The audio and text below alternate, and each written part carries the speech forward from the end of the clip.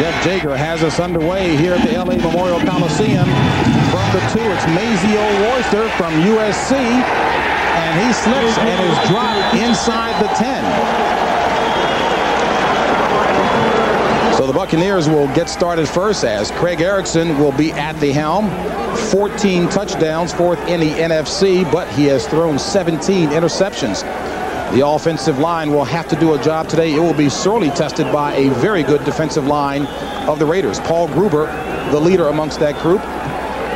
And Curtis Buckley, a starter at wide receiver for the Tampa Bay Buccaneers. Reggie Cobb will certainly have to do the job on the ground. Curtis Buckley, and purely to block, this is going to be a running play off the left side. Double team on the tackle. Try and break the ball right here on the left side of the screen. On the ground. And Cobb ahead for maybe 1 yard. Reggie Cobb, who was injured several games ago against the Atlanta Falcons, looking to regain his form. Buckley right off the bat. What they want to do is be physical. Going against Derek Hoskins right here is just coming to block somebody. Sam White wants him in here just to get physical. They want to establish the physicalness of this game. They're already fighting. This is going to be a good football game. Nice and physical. I like to see it. What better way to treat a bully than to be a bully with him? 2nd and 9 for the Buccaneers. Opening drive. Dave Moore in motion. On the ground again. And maybe a yard as Cobb was the ball carrier again. And again, that Raiders defense, a very strong group. As a matter of fact, ranked 2nd in the National Football League. Greg Townsend, Nolan Harrison, Chester McLaughlin, and the ageless wonder, Howie Long, who's having a sensational season. Linebacking core, Winston Moss and Aaron Wallace on the corners. Joe Kelly, the middle linebacker. And a secondary that's one of the fastest in the league, Dennis. Very good, very talented secondary here, James. This will be a challenge for Craig Erickson to get the ball to his quarterbacks going against his secondary. 3rd and 8. And way ahead of things, Chester McLaughlin. The good thing about Craig Erickson, he's a young quarterback, but he plays like an older quarterback. He does the play fakes. He's got a very good hard count. Defense, number 91, contact prior to the snap. 5-yard penalty, still 3rd down. And that was Chester McLaughlin. Our referee today is Dick Hantack, and McLaughlin certainly doesn't need any additional advantage. As a matter of fact, Bruce Reimers of the Bucs says this guy McLaughlin has the entire package to be awesome. Chester McLaughlin, he's got the speed, he's got strength. He's a #1 draft choice from 2 years ago. Very, very talented football player. He will be a factor in today's game. The penalty makes it 3rd and 3. This is Workman in motion. Erickson back to pass with a little time. Complete to Workman. Enough for the 1st down. So Vince Workman showing his hands as he hauls in the pass for the 1st down. Aaron Wallace on the tackle, but a 7-yard pass play from Erickson to Workman. The good thing about Vince Workman here, James, is he's got very good hands. He came into the NFL as a wide receiver. The Tampa Bay Buccaneers have shifted him to a running back because they like to get him out of the backfield and use his hands. Very talented. As well, he can line up in the backfield and shift out to a wide receiver. This is something we could see in today's ballgame. Rudy Harris in the backfield for the Tampa Bay Buccaneers. 1st and 10. Ball at the 24. On the ground. And check it, make it Reggie Cobb, the ball carrier. Rudy Harris was blocking for him. Nice job by Greg Townsend. Good penetration here. Penetration kills. Whenever you get a defensive lineman to get upfield, that makes the blocking guard, the person that's coming out to block that defensive line, he's got to get upfield as well. It's not what Tampa Bay would like to see. They'd like to be able to kick him out or to hook him and get that ball bounced to the outside. And Tampa Bay also would not like to see this, a loss of 3 on the play, bringing up a 2nd and 13. Easier said than done. No doubt about it. Dave Moore in motion, the big tight end. Erickson back to pass. Low pass to Cobb, but he caught it anyway. And Cobb, that is, regaining only about 3 of those yards. San Diego ahead of Kansas City early in that one. That's good news for Raider fans indeed.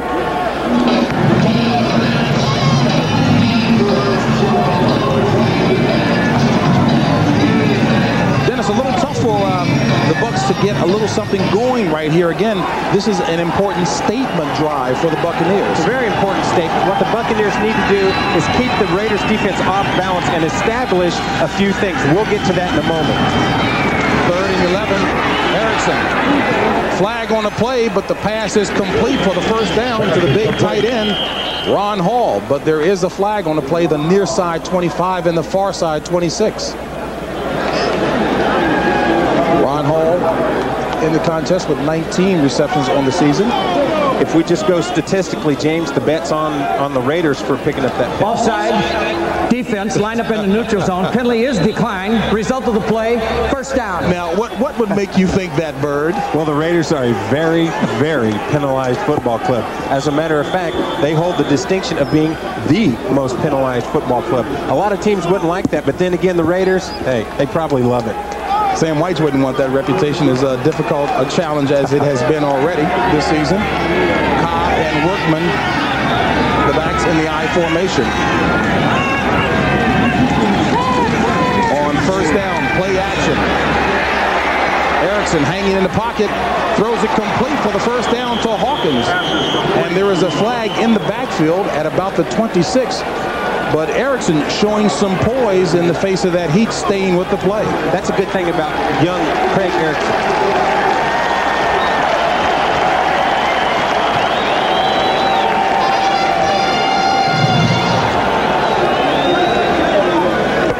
Holding. Offense, number 62. 10-yard penalty. Repeat the down. First down. That's on Ian Beckles, a fourth-year player out of Indiana. I've always been impressed with Ian Beckles, James. I've played football against him. I find him a very powerful, very stout offensive guard. However, whenever you're playing against this defensive line, you do what you have to do. On that play, he just pulled the defensive lineman down. Now, that's a term I've heard you use, a football term, stout. Oh, and he is stout. He's not much taller than a fire plug, but he's harder to move. As a result of the penalty, 1st and 20, Erickson under pressure.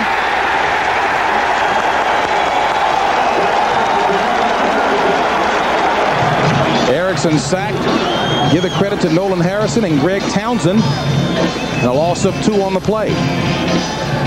Good job of the Raiders collapsing the pocket here. No particular person in particular, just a good job of people just closing in the pocket, making Erickson have to step up and to his left.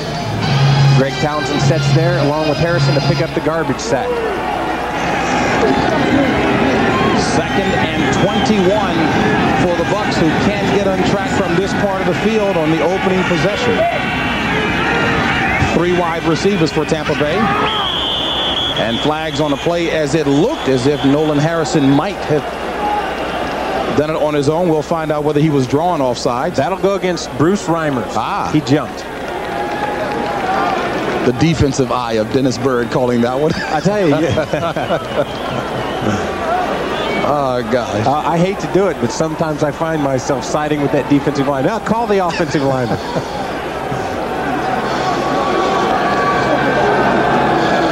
Well, Dick Hantag has been very busy in the opening few moments here.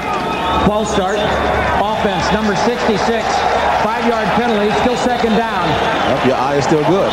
It still works. Are they? Well, then it's not unusual for Tampa to experience difficulty on its opening possession of the ball game. Once again, Tampa Bay exhibiting that futility on the opening drive. Look at Tampa Bay. On their opening drive, they're over here. They don't do very well. The Los Angeles Raiders over here, a very good. Number 1 in the league for the Los Angeles Raiders on first possession. Last in the league on first possession for Tampa Bay. Tampa still stuck at the 20. 2nd and 26 as Sam White just hoping to get something going here. 4 wide receivers in. Ron Hall in motion. Erickson incomplete.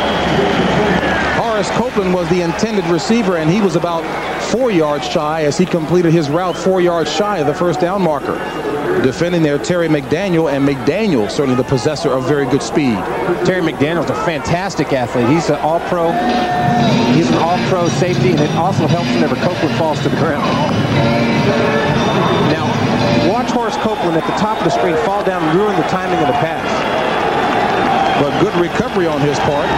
Getting up. 3rd and 26. Nickerson out of the shotgun to Workman. And Workman run out of bounds at the 25. Tampa needing to get all the way up to the 46 for the first down. Lionel Washington running them out of bounds. And you heard Sam White screaming and hollering, hey, wait a minute, they're hitting my guys out of bounds. James, this is going to be a very physical football game. Up here in the booth, we can hear the hits. We can hear the collisions. Well, if you can do that up in the booth, you know there's some violence, some physical contact going on the field. And that's saying something as high up as we are, Dennis. I tell you what, you would think we were in the blimp. Tim Brown awaiting this Dan Straczynski punt. Tim Brown had a 74-yard return last week for a touchdown against Seattle. Timmy Brown being pushed back and out of bounds at about the 27. So the Raiders will get their first opportunity after that 47-yard punt when we come back. Tampa Bay is staying consistent, coming away empty-handed on its first possession. No score here at the LA Memorial Coliseum between the Tampa Bay Buccaneers and the Los Angeles Raiders. Jeff Hostetler at the helm, the leading rusher in the starting backfield for the Raiders, and he'll be operating behind a line with 15-year vet Max Montoya, who's played in 207 league games. Backs and receivers, Tim Brown having his finest season. Nick Bell will have to do the job on the ground. First and 10 for LA out of the I. And on the ground up to the 30 for about a 2-yard gain. Big Nick Bell will bring up a 2nd and 8. The Tampa defense looking to rise to the challenge, ranked 22nd in the National Football League, has a young but talented defensive line. Santana Dotson and Mark Wheeler back in the start. Hardy Nickerson, 175 tackles. He is leading the charge in tackles. And a defensive secondary that will be tested and gets his first test right here. But it's complete for the first down. And boy, did Alexander Wright show his macho in holding on to a pass after being whacked seriously hard. Let me tell you something. You talk about macho. Hardy Nickerson just shellacked Alexander Wright. What a lick. 15-yard pass play, and the Raiders showing a no-huddle, giving the Buccaneers a little taste of their own medicine. First and 10, the pitch to Bell. And Bell ahead for only one. Tackled by Martin Mayhew. Art Shell, the big man on the sidelines for the Raiders. And interestingly, Art Shell has got that wrinkle going consistently here on the opening drive for the Raiders with the no-huddle, Dennis. Hey, Art Shell feels like, hey, Sam White's doing a good job running. Let's run it. It keeps the defense out of a rhythm they cannot substitute. And we know that the Raiders normally come out to shoot fast anyway, but perhaps to keep them even more focused, Dennis. Hostetler back to pass. Flag on the play. A little swing pass. Nick Bell needs to get to the 45, and he's about 3 yards shy, but there are flags on the field.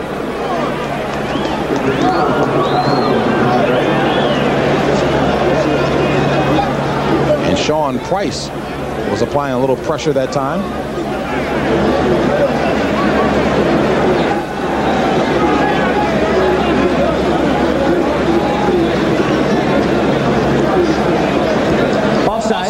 Defense number 92, 5-yard penalty.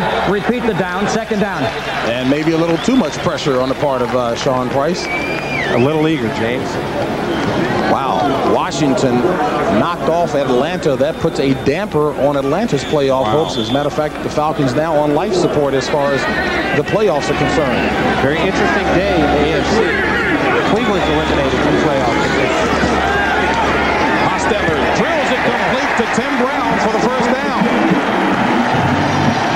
A rocket delivered by Jeff Hostetler. Now, Dennis, I thought this guy was supposed to have a weak arm, Jeff Hostetler. I'll tell you, that is not the case. People label Jeff Hostetler with not having a strong arm. That is not the case. With the New York Giants, that's where he got the reputation. They run a very conservative ball control offense, short passing routes. Unlike the Raiders, who like the crossing routes that are deep, they start their hooks and crossing routes at 15 yards. First and 10 from the 36. Back across the field to Alexander Wright, and Wright picks up 9 on that pass play. Finally stopped by Marty Carter. Will bring up a 2nd and short for the Raiders. Cincinnati with the victory over the Rams. And the 49ers certainly can clinch the NFC West with the victory over Detroit.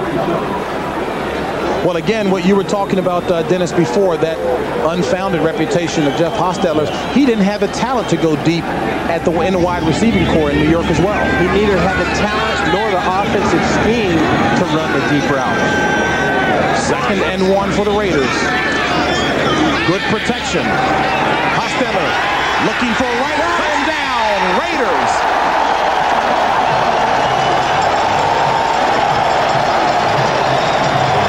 Alexander Wright hauling in his 3rd touchdown of the season, beating Martin Mayhew.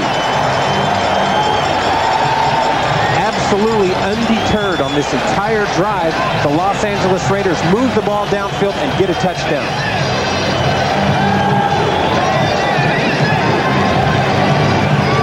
Jeff Hostetler drops back.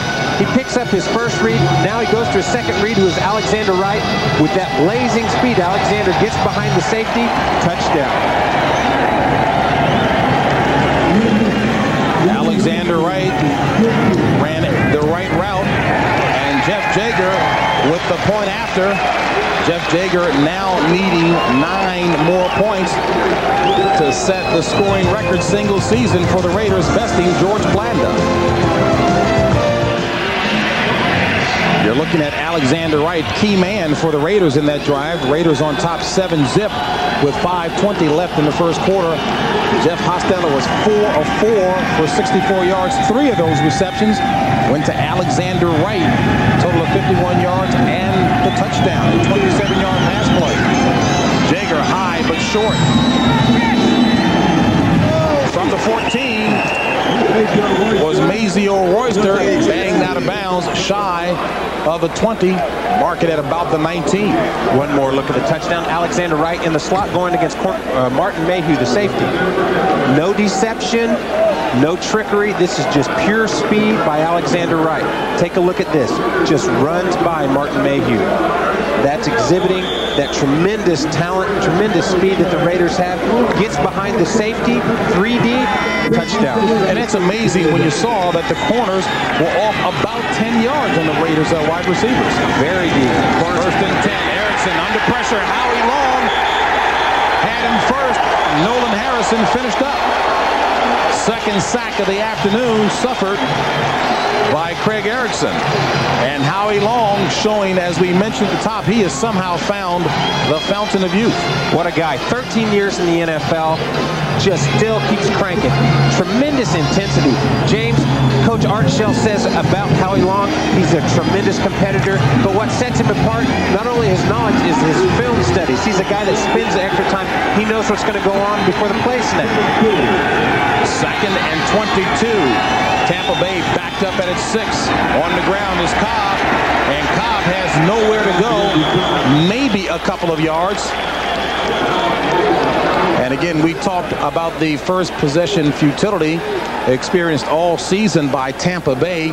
Certainly that was the case again today, and Los Angeles sticking with its game plan. Once again, continuing the trend, both teams.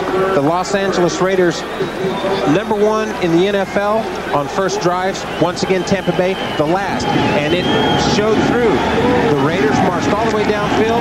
Touchdown. Tampa Bay Buccaneers continuing the futility. From its own 9, 3rd and 20. 4:05 left in the first quarter. Tampa Bay trailing by 7. Fumble. Recovered by the Raiders. Chester McLaughlin.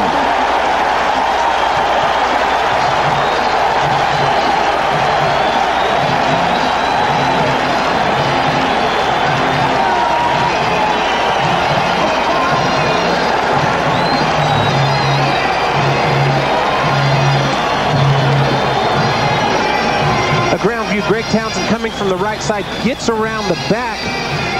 Pardon me, from the left side, gets around the back, just gets a hand on the football right there, knocks it loose, and Chester McLaughlin picks up the fumble. Excellent job by McLaughlin. I tell you, James, once again, it's just that ferocious pressure that front four can put up there. 1st and goal at the 5. And Napoleon McCallum, touchdown Raiders.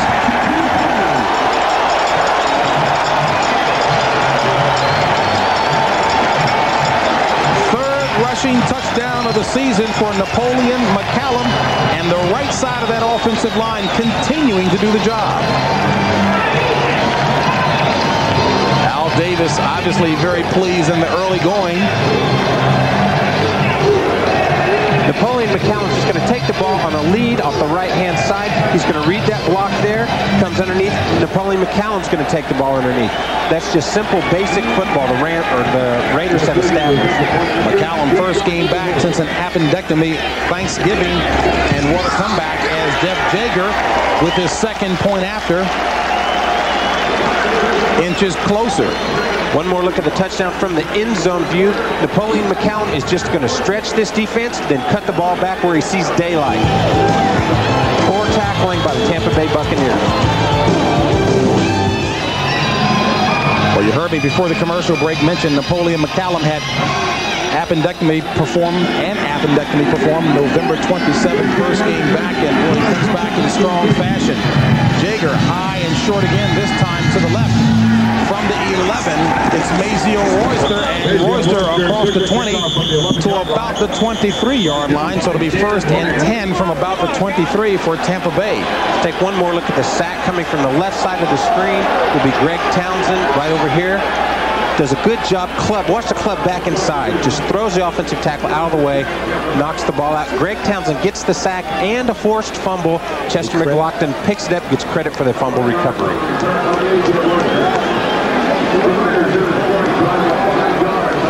Greg Townsend, the all-time sack leader in the AFC, 107. 3:42 left in the first. Tampa trailing the Los Angeles Raiders. First and 10 from the 22. Erickson drills it complete. An excellent, no, they call it incomplete. An excellent adjustment made on the part of Courtney Hawkins, who had to twist around to try to haul in that low pass on his backside. You know, we saw a little bit of a look at Lionel Washington. Along with Terry McDaniels, they have 17 years of combined experience between the two of them. That's a nice, older, experienced secondary in there, James. Very talented unit. As we mentioned at the top of the broadcast, they're the #1 defense against the pass. You've got to think that they work hand in hand. The defensive line, the defensive secondary, each one preys off the other. Second and 10. Erickson back to pass. Complete. Vince Workman hauls it in, a 5-yard pass play. Tampa needing to get up to the 32 for the first down. 3:20 left in the first quarter. Tampa Bay trailing the Raiders 14-0. San Diego extended its lead over Kansas City 10-0, that in the first quarter, and certainly the Raiders fans will cheer that one on. And there is a flag down on the field.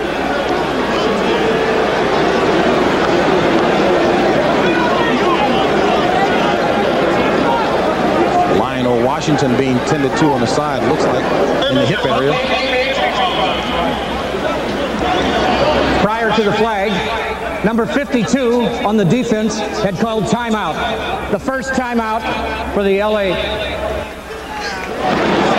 And that's Mike Jones who called for the timeout for the Raiders, leaving the Raiders with 2. Tampa Bay has 3. Sam White just a week ago was effusive in his praise of the team and excited about possibilities for next year. But boy, is this going to be a difficult task, beating a team in the AFC West. Tell you, you talk about mission impossible. They've lost 9 straight against the AFC West, 19 straight against these teams from California. Wow, talk about utility. On 3rd and 4, the draw, and that's going to be close. A late flag thrown on the play. And it looks like Vince Workman might be a little shy of the first down marker from here. The spot needs to be just beyond the 32.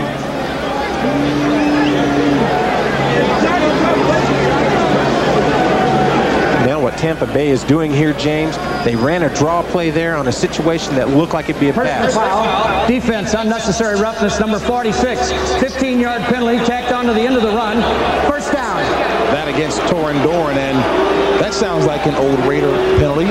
Unnecessary roughness. I think that's kind of one that fits in. I would venture a guess that a very, very high percentage of their penalties are personal fouls. And we take a look at Lionel Washington being tended to. not certain about his return. What was it against Springfield?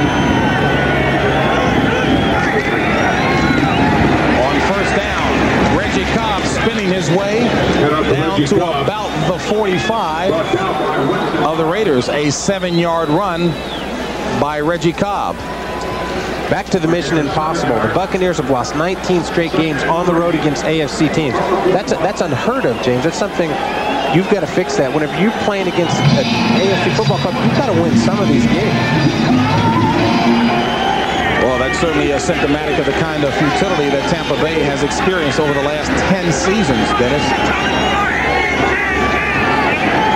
2nd and 4. Ball spotted at the 46 of the Raiders. Long count by Craig Erickson. On the ground, and Cobb inside the 45 to about the 44. Tampa Bay looking to get to the 42 for another first down with 2:03 left in the first quarter play and trailing the Raiders 14-zip. Reggie Cobb, a nice, powerful running back. He's kind of a bit nicked up. He's got some turf toe. He had a knee injury earlier in the year. He's coming back. Ian Beckles, excuse me, Dennis, the injured offensive lineman for the Tampa Bay Buccaneers down on the ground. The guy that you said you like so very much. As we look at finals from around the National Football League, Minnesota knocks off Green Bay, and Green Bay continues to slip in the playoff chase. Atlanta again on life support relative to its playoff hopes, losing to Washington today, having never won at RFK. And Charles McCray replaces Ian Beckles at right guard. On third down, Erickson sacked again. Third sack of the afternoon by the Raiders. Credit this one to Chester McLaughlin. Smothering pass rush. I tell you what, the Raiders front four. We're taking a look at Chester McLaughlin right here in the center of the screen. Watch this power move. Comes around. That's a nose tackle stunt. Just comes in there and dives and knifes in at the legs of Erickson. Nothing Erickson can do but go down. Chester McLaughlin picking up his 7th sack of the season. The Raiders came into the contest second in the AFC with 38. They have 41 now. Tim Brown awaiting this Straczynski punt. Oh! And there is a flag on the play as Straczynski hits the ground as he was run into by Aaron Wallace. Well, that'll be a personal foul against the Raiders. Aaron Wallace just comes through and just pelts the punter. Straczynski takes a shot. So the question, yeah, that's the question, whether it's 5 or 15 now, Dennis. So let's see. I don't know. Certainly it looks like it might be of the 5-yard variety to me. Yeah, running into the kicker as opposed to roughing the kicker. This appears to be a 5-yard penalty. Foul on the defensive team, running into the kicker. We have a personal foul on the kicking team after the kick, unnecessary roughness. Penalties are offset. Replay, 4th down. So Dick Hantak had a bit more information to massage in rendering that decision. All of that for nothing. Aaron Wallace breathing a sigh of relief. Yeah, no doubt about it. How would you like to go in and hear a nice little chewing out from Archell? I tell you, I would pass on that. Absolutely. Called in sick that day. Don't you wish? 1:13 left in the first quarter. Tampa Bay trailing the Raiders by 14. So Tim Brown back near his own 13, awaiting Dan Straczynski's punt. Let it go, let it go, let it go! And you heard Tim Brown's teammates yelling at him to let it go. Wisely so. So the Raiders will start at the 20. A 52-yard punt by Dan Straczynski, and Timmy Brown following the advice of his teammates. You know, there's a rule there, James, that many people don't know about. Punt returners are forbidden to return that punt from inside the 10-yard line. They just let it go. The chances of the ball bouncing and then going into the end zone are far greater than the opportunity that you would have to catch the ball and bring it out. The theory is that you're playing for the field position, get the ball at the 20 instead of getting tackled around the 9 or 10. Sound thinking. So 1st and 10, Los Angeles from its own 20. Alexander Wright to the far side. Bell the back. Bell the ball carrier. And And Nick Bell gets it up to about the 23, a gain of 3. Right now, we'll swing it back east to New York and Greg Gumbel. All right, JB, and we'll swing you out to the Silverdome. Steve Young, his 3rd touchdown pass of the day. Watch Jerry Rice. Makes the catch. His knees never touch. 80 yards, 21-3, 49ers. Early second quarter, JB. All right, Greg, and here in Los Angeles, the Raiders lead at 14-0 over Tampa Bay. Jeff Hostetler back to pass. Batted down by Hardy Nickerson, who would love to have picked that one off. Hardy Nickerson back here in his hometown of Los Angeles, having attended Bourbon Day High School. Said he had to spend money on close to 55 tickets. I think that's a pretty expensive proposition. That's definitely an expensive proposition. We were talking around $30 for a ticket, and Hardy's got to buy those tickets. I tell you what, that's a pretty penny there. Hardy Nickerson has family and friends and his high school coach here as well. And well, he certainly has made everyone proud. And again, we've talked about this so often. Here is one guy who has brought a serious work ethic and intensity to this Tampa Bay defense. Fantastic work ethic and a great guy, too. On 3rd and 8, Hostetler. Still with time. Dumps it across the middle. Shy of the first down. The Raiders needed to get to the 30. And Wright is going to be shy about a yard. Tampa Bay Buccaneers all year, James, have just been short of those big plays. They needed to get that interception by Hardy Nickerson. And short in this first quarter, Dennis, by 14 points. That's the end of the first quarter with the score. The Raiders lead it 14-0 over Tampa Bay. Back here for the start of the second stanza. Tampa Bay trailing the Raiders 14-0. And Dennis, I guess if we had to put a headline on that first quarter, Tampa Bay tried to establish a bully-like mentality in the first quarter, but they're trying to do that against the Raiders. They wanted to come out with Buckley. They wanted to establish the fact that they can be a physical football team. Sam Weiss wanted them to punish some guys, but hey, they're trying to do this in one game. This is something that the Raiders have done for years and years, is punish people. So, you know, you got to do a little bit better than what they've been doing so far. And again, to embellish that, Sam White knew that the Raiders would be talking trash and having the experienced older guys trying to bully them around, wanting his guys to step up to the table. Jeff Gossett on the punt for the Raiders. Fair catch signal at the 34 by Courtney Hawkins. A 37-yard punt, no return. 1st and 10, Tampa Bay. From the 34, Cobb, big run, hard charging run by Cobb, and I know you like that hit. Gosh, I love to see that kind of stuff. Reggie Cobb doing absolutely nothing in the way of juking and moving. He's just a north-south runner. He's going to take the handoff and just cut it right through the line. And that from a guy who's still not really healthy in terms of that knee, but he's giving it his best. 7 carries for 17 yards thus far. You know, he's really not healthy. Right now, he's nursing some nagging injuries. He's got the turf toe, which, you know, isn't a serious injury physically as far as everyday life, but whenever you're a football player, that really affects your explosiveness. Tampa Bay needs to get to the 45 for the first down. 2nd and 3. Cobb picking his way, has the first down. Good second effort by Reggie Cobb as he picks up 4 yards on the play, tackled by the combination of Winston Moss and Aaron Wallace. That's the old drill there whenever you see football players running through the tires. You know, they keep their feet pumping and their legs going. Reggie Cobb had to do that there. There were bodies laying all over the place. He was having to jump over people and high step. Did a good job getting the first down. Cobb and Workman, the split backs. This is Workman in motion. Play action. Didn't fool anybody as Erickson throws it away.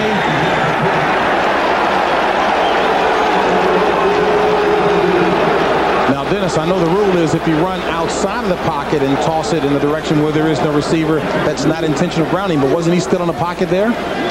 Yeah, he was in the pocket, but I tell you, he's just getting rid of the football. Yeah, Chester McLaughlin having a whale of a game up to this point, no pun intended, doing very good. No pun intended. That is a big, big man. Chester McLaughlin with the pressure there. Ian Beckles out with a sprained right knee for the Tampa Bay Buccaneers, not expected to return. Ron Hall in motion. Erickson rolling right. Drills it incomplete. Intended receiver was Horace Copeland, and defending that time, Terry McDaniel. Well, McDaniel, the 5th-year veteran out of Tennessee. I tell you, talking with him yesterday, he was an intense young man, McDaniel. I tell you, he's intense in everything he does on the football field, in the interviews. You look into his eyes, you know he's a serious guy, very serious type of football player. Something else that you see with him whenever he gets to talking about football, he just loves the game, and he likes to talk about it. You talk about being intense in the interviews. I tried to loosen him up with what I thought was a little humor. Didn't crack a smile. He got right to the question. Absolutely. 3rd and 10 for the Bucs. Second quarter action, and a timeout called on the field by Tampa Bay, leaving the Bucs with 2. The Raiders have 2. But the Raiders are on top here in the second quarter by the score of 14-0. Tampa Bay having a difficult time with the Los Angeles Raiders. Jeff Hostetler looking impressive numbers-wise in the early going, but Craig Erickson, well, Tampa Bay knew that Erickson would be up under pressure, but my gosh, 4 times to be sacked here, and we're not even through the halfway point of the second quarter. 17.5 minutes, he's been sacked 4 times. Goodness grief, you've got to give the guy some pressure to set back there. We knew coming into the football game that he was going to be under a tremendous amount of pressure, but 4 sacks, it's going to be a long day. Now, what do you do against an intimidating team like the Raiders? What can Tampa Bay do? What kind of weapons does it have? Well, what they've got to establish is some sort of a running game. We'll find out if Tampa Bay can get that going. 3rd and 10. Wilson in motion. Erickson to pass. Under pressure. Ducks under it. Nearly picked off, but Hawkins has it for the first down and a lot more inside the 25. Well, Sam White didn't draw it up that way, but nonetheless, sandlot football at its best. I tell you, getting back to Erickson, just doing a great job avoiding the rush. He ducked under what looked to be Greg Townsend's pass rush here from the right side of your screen and gets the ball off. I tell you, watch this scramble right there. Greg Townsend just misses him, and Erickson under tremendous pressure gets the ball off. That's a great job. Erickson moving to his right, throwing back across his body, and of course, Courtney Hawkins picking up the extra yardage. Tampa Bay in excellent field position. 1st and 10 at the 20 of the Raiders. Draw play, Workman inside the 10, dives down to the 5. That's a great job by the Tampa Bay Buccaneers of keeping this Raider defense off balance. You've got 4 wide receivers in the game, a dot formation with 1 running back in the backfield. That's called a dot. Vince Workman here, the right side of your screen, takes the draw. The Raiders defense is rushing. They're getting everybody upfield. What the offensive linemen are told to do is just block those guys to the outside, let the gates open up, and Workman just takes the ball right through. Very good job of finding the hole, obviously, by Workman and getting the extra yardage. 1st and goal for the Bucs at the 5 of the Raiders. And Craig Erickson, not liking what he's seen, calls a timeout, leaving the Bucs with 1 and trailing by 14 now. Bruce Reimers, the veteran, trying to say, wait a minute, Craig, we could have worked this one out. But Craig wants to go and talk it over instead. Back with more after this.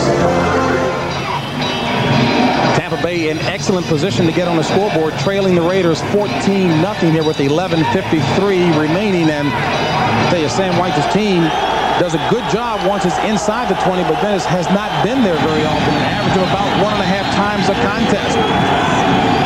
To put that in perspective, the team should be down there 3 or 4 times a game. On 1st and goal, play action. No, my goodness. Oh, McDaniel had it right there and a wide open field in front of him. Absolutely no doubt about it. The pressure that time supplied by Anthony Smith, who rushed Erickson. Oh, Terry McDaniels gets this interception. He is gone, and he is a burner himself. He can run. The pressure. Oh, my goodness. Oh, couldn't ask for it better, Dennis. Oh, touchdown. Oh. That's the best pass of the game. Hit it right in the number. 2nd and goal. Harris and Cobb, the backs for the Bucs. It goes to Cobb. Cobb looking for pay dirt. Touchdown, Bucs. A very, very big drive for the Tampa Bay Buccaneers. They needed this touchdown to keep the Los Angeles Raiders from outdistancing them. They wanted to keep some of that closeness in this football game. They just got a little bit of it right there with the touchdown by Reggie Cobb. Second rushing touchdown of the season for Cobb, and a nice block provided as well by Rudy Harris, the rookie out of Clemson University, and you saw him over there congratulating Cobb. Rudy Harris making the lead block there. Great job. Takes out two defenders for the Los Angeles Raiders. Fantastic job. Chalk that one up to Rudy Harris's efforts. And Michael Husted on for the point after, as he is perfect on the season, 22 of 22. And it's a 7-point ball game. 14-7 ball game. Tampa Bay capitalizing on a missed interception opportunity by Lionel Washington. Will make that Terry McDaniel, and Michael Husted about to kick off for the Tampa Bay Buccaneers. The Raiders with some serious speed back there in Rocket Ismail and Willie Gault.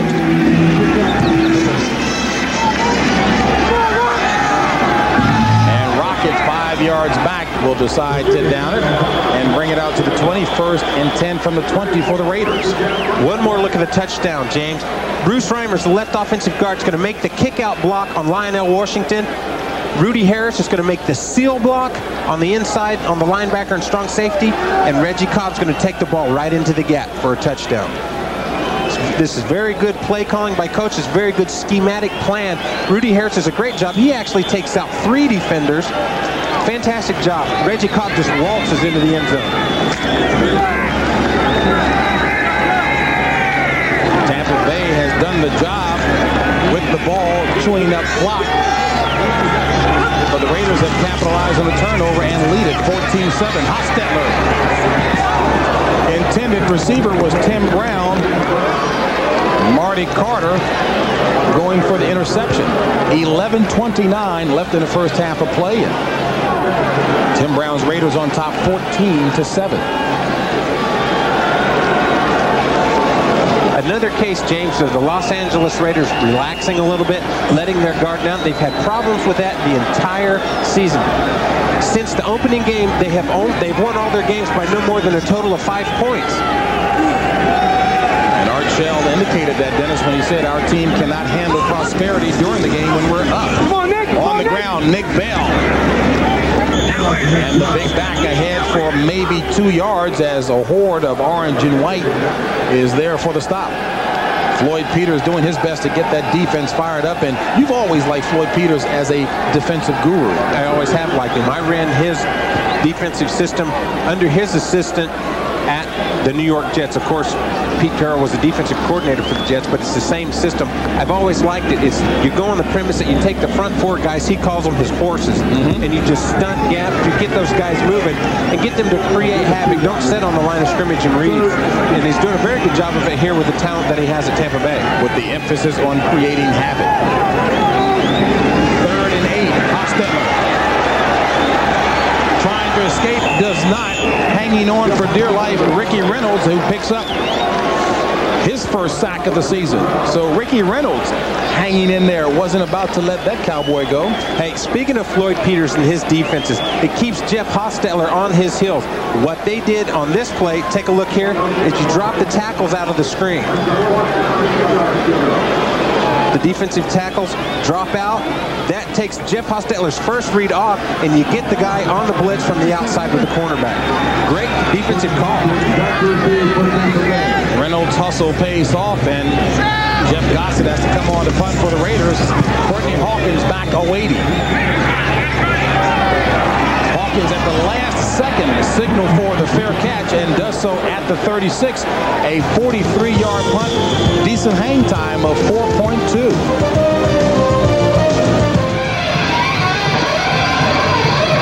Steve Wisniewski being talked to on the sidelines there, along with Gerald Perry. And certainly the line has been doing a very good job. As you take a look at the NFC Central, again, Tampa Bay playing a part of spoiler last week, knocking off Chicago, and Chicago loses again yesterday to Denver. So things still very much up in the air there. Still very much up in the air. Green Bay once again slipping a little bit. Detroit, they're doing well with the passing game. They start Kramer. He does a fantastic job. Response for him. It's getting interesting. And with Detroit trailing San Francisco badly, things will get even more interesting in the Central as Reggie Cobb takes it up near the 40. Craig Erickson, I guess, you know, in all fairness, Sam White was indicating that Craig Erickson is still writing his own script in terms of what role or how significant a role Craig Erickson, will play with the team next year. Well, whenever Sam White is talking about that, he's talking about what the Tampa Bay Buccaneers will do in the draft this season with their picks that they pick up. 2nd and 6. And it looks like the entire defensive line of the Raiders comes through. I tell you, that's one team you don't want to really kind of fake with anything because they'll come hard. I tell you what, whenever the quarterback says, I'm going to use a hard count, the offensive lineman, oh, no. We're going to get pelted. And, you know, the offensive lineman, he's got to sit there. Those guys, the defensive linemen just come off it and shellac him. You know, there's nothing they can do about it. We'll have to wait to see what happens. I'm not sure if that was McCray or Reimers that bobbed a little bit that time. Speaking of Reimers was, well, actually, he had the right attitude, and we'll expand on that in a second, but Reimers thought that he would be rotating with Charles McCray because Reimers has a bad left ankle. False start. Offense, number 66. 5-yard penalty. Still 2nd down. And that was Reimers. But again, expound on that. Reimers thought that he would be rotating today, Dennis. Well, Tampa Bay moves offensive guards and tackles in and out of the football game to keep them fresh. Bruce Reimers was hoping that he would go back in and out with Ian Beckles. Well, Beckles is down, so now Reimers has got to play the entire game. He could wear down as the game goes on with that injury. 2nd and 11 for Tampa Bay. 9:18 left in the half. Tampa Bay trailing by 7. Erickson drills it complete to Workman, who has the first down up near midfield. Vince Workman finally brought down by Winston Moss, the ex-Tampa Bay Buccaneer. Tell you, we've talked about this earlier in the season. If Tampa Bay could just hold that talent that they've had there in Tampa, they would be fantastic. A lot of guys have gone around the league from Tampa Bay. The Raiders running twists, that's ETs, tackles and then switching spots, and the Buccaneers offensive line did a good job of picking them up. 1st and 10 from the 49. Horace Copeland in motion. Lionel Washington following him on the ground. And across midfield goes Reggie Cobb. A gain of maybe about 3. And Tampa Bay still doing a good job. And again, Dennis, as you mentioned before, attempting to establish a ground game to keep that defense of the Raiders off balance. Well, that's something that they have to do. They've got to get that rushing game going so the Los Angeles Raiders defensive front guys don't just get to tee off every play. They've got to play the run and the pass.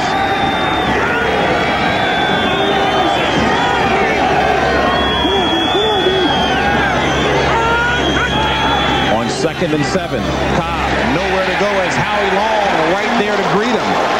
Howie Long nearly there for the handoff himself. Look, you're looking at a guy that's going to be a future Hall of Fame football player. He's been to the Pro Bowl 7 times. The only other Raider with the most trips to the Pro Bowl would be Coach Art Shell. Howie Long would like to get to that record himself. Coming from the right side of the screen, look at Howie Long slicing down in there. Reggie Cobb doesn't have anywhere to go. Back to live action, the home run ball. Caught for a second and then dropped by Copeland, and he's looking for a flag, but none to be seen. Copeland had a step on Lionel Washington, the 11th year vet out of Tulane. And speaking of the long ball, Tampa Bay showing that they've got the ability to throw the ball deep themselves. Horace Copeland has the ball. Good effort. Oh, no question. Did you see Washington? Lionel Washington did what he had to do, is get his hand on that arm and rip that football out. Otherwise, it's a touchdown. But now there is a flag here on the near side. Repeat the down. 3rd down.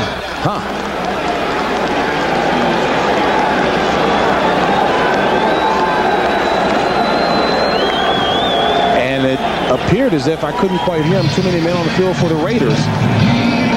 That is, in fact, what the call was. So a 5-yard penalty will bring up a 3rd and 6. Tampa Bay looking to get to the 41 for the first down. Throw set. Erickson to pass. Drills it low. Caught. No. Pass a little too low for Vince Workman to hold. And Workman had run the route for the first down, but couldn't hold on to it. Workman, the man that they're counting on catching the football and rolling out of that backfield. Erickson doing a good job just keeping from getting sacked. Throws the ball just a little bit too low. Workman can't hang on to it.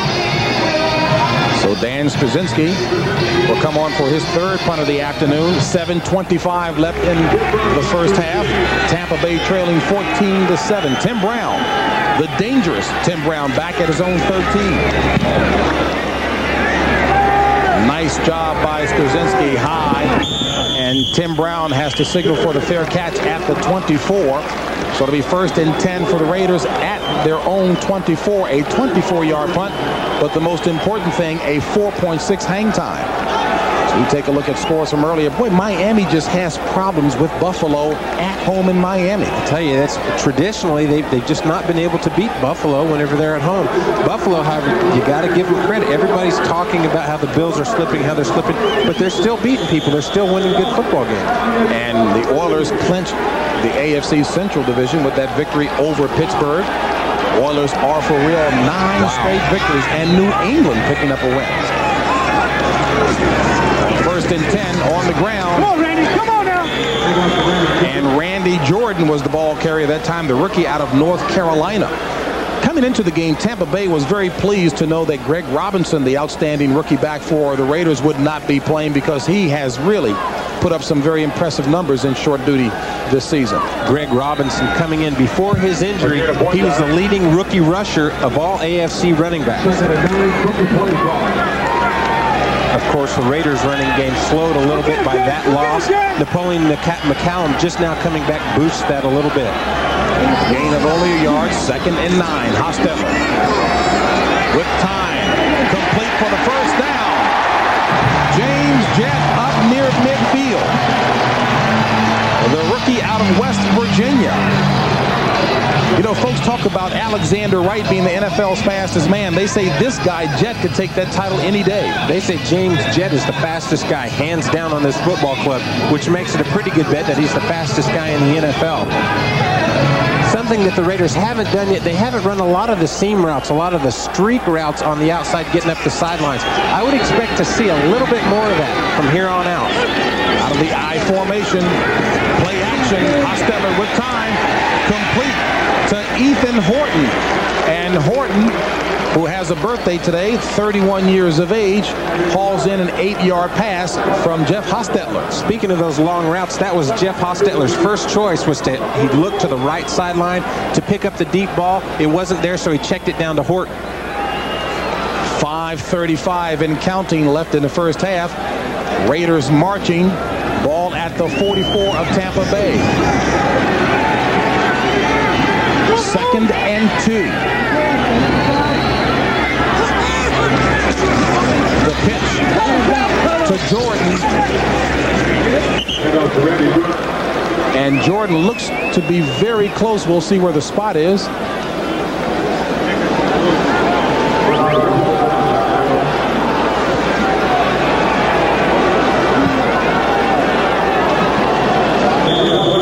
And this is very close enough to require a measurement, as the officials signal for a timeout down on the field. 4:57 left in the first half. The 4-9 Buccaneers trying to improve their record. The Raiders trying to stay right in the thick of the playoff chase, a record of 8-5. Taking a good look at that Raiders offensive line there. Number 76, Steve Wisniewski, very good football player. All-pro, of course, for the last few seasons. Very good, very powerful offensive line here. Another look at Gerald Perry, Don Mosbar. This is a very big, very physical offensive line. Of course, that plays right into what the Raiders love. They like those big physical guys. Boy, San Francisco, talk about really turning it on. Well, putting the pressure on, just destroying Detroit. And Kansas City has come back. Had been trailing 10-0 to San Diego. Now a 17-14 ball game there. As we see clips of that, it's been a very, very physical game. Montana has taken a lot of shots. There have been a lot of roughhouse, a lot of fighting in that football game. 3rd and short for the Raiders. LA 0 for 2 on 3rd down today. Randy Jordan, Napoleon McCallum, the backs.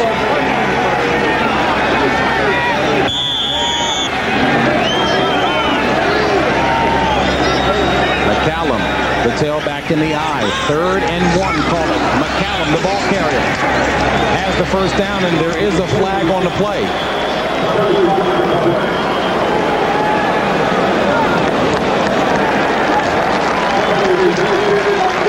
And the preliminary signal indicates it's against Tampa. Offside. Defense, number 23, 5-yard penalty, first down. That was on Marty Carter, 3rd-year player out of Middle Tennessee State.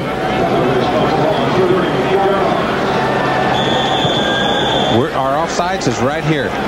Just a little bit early, trying to get the jump on the snap count so he can get off and get that tackle from behind in the neutral zone. That's going to cost him 5 yards. Randy Jordan in motion on first down for the Raiders. Hostetler, flag on the play. Hostetler decides to run it, and he gets down to the 30. Needed to get to the 28 for the first down, and as I mentioned at the top of the game, Hostetler, the leading rusher in the backfield for the Raiders, and this penalty is going to go against the Raiders.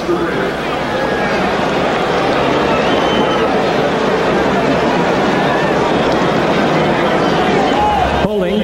Offense, number 65, 10-yard penalty, repeat the down, first down. And that's against the wily veteran, Max Montoya.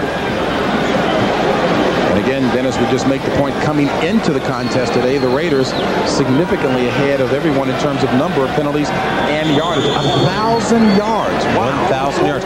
James, as we mentioned earlier, take and convert that into yards going the other way, not penalties, but production yards.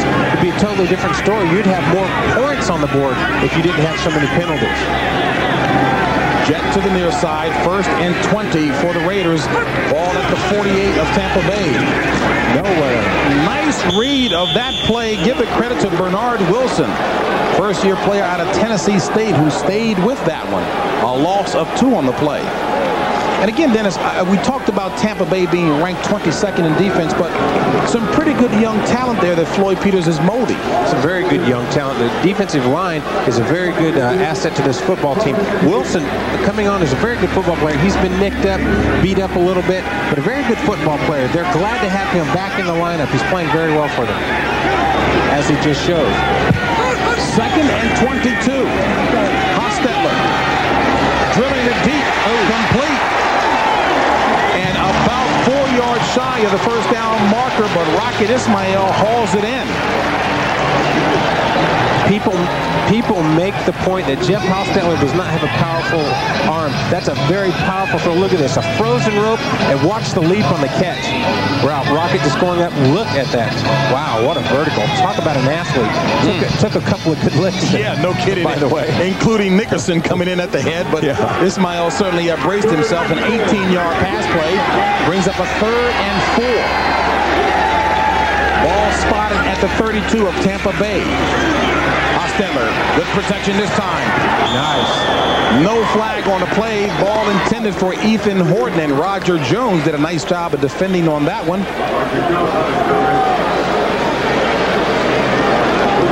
As we look at the replay, watch Roger Jones coming from the right side of your screen as the ball comes to Horton. Nice play. Just stretches his arms out, bats the football away. Very good athletic play.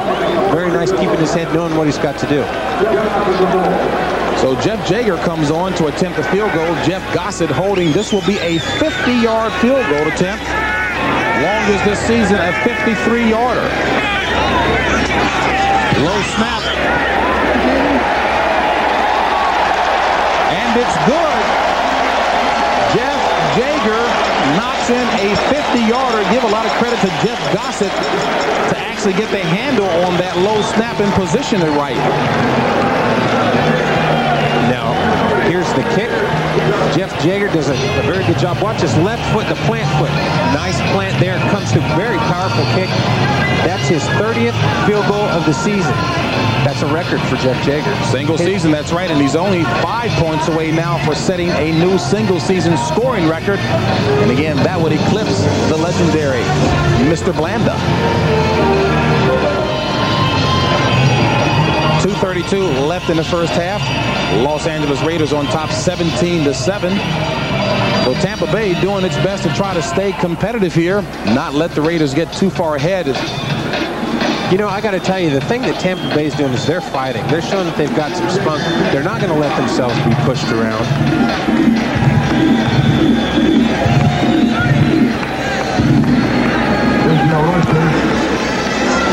And Jager pushes Charles Wilson 5 yards deep in the end zone, make it 8 yards deep, and he downs it. So it'll be 1st and 10 for the Tampa Bay Buccaneers at the 20 with 2:26 left in the first half. Second quarter's the second best scoring quarter for the Tampa Bay Buccaneers, but not a lot of points. We're talking about 51 points aggregate coming into today's game. Take a look at the numbers for Craig Erickson, and again, on balance, you've been pretty favorably impressed with Craig Erickson. I think he's done a very good job of showing his poise, in particular in this football game. All the pressure that's been around him, he's done a good job of finding the open wide receiver, which for a young kid, whenever you're under that kind of pressure, it's often very, very difficult to find a second and third wide receiver. And he's done a good job of that, showing his poise. Well, let me tell you, third game of the season against Chicago, he took a wicked beating in that game, so he certainly has a frame of reference. The handoff to Cobb. And Cobb picks up 4 on the draw. Will bring up a 2nd and 6. James Trapp on the stop. Reggie does a good job of avoiding Howie Long, who was crashing underneath on that play. He just adjusted his running route and took it to the outside.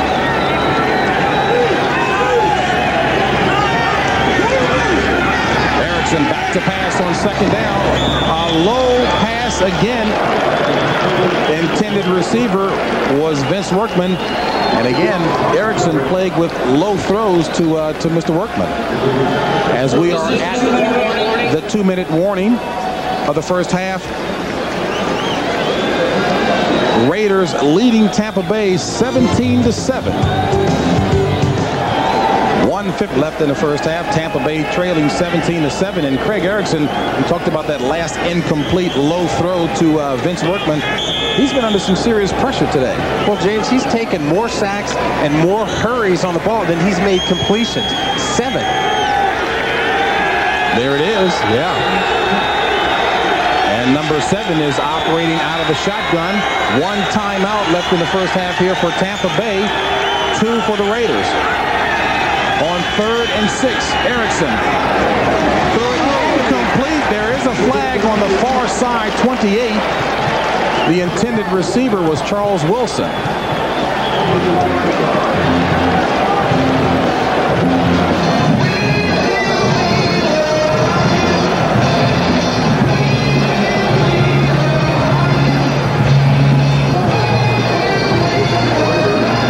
Offside. Defense 94. Line up in the neutral zone. 5-yard penalty. Repeat the down. 3rd down. That's on Anthony Smith.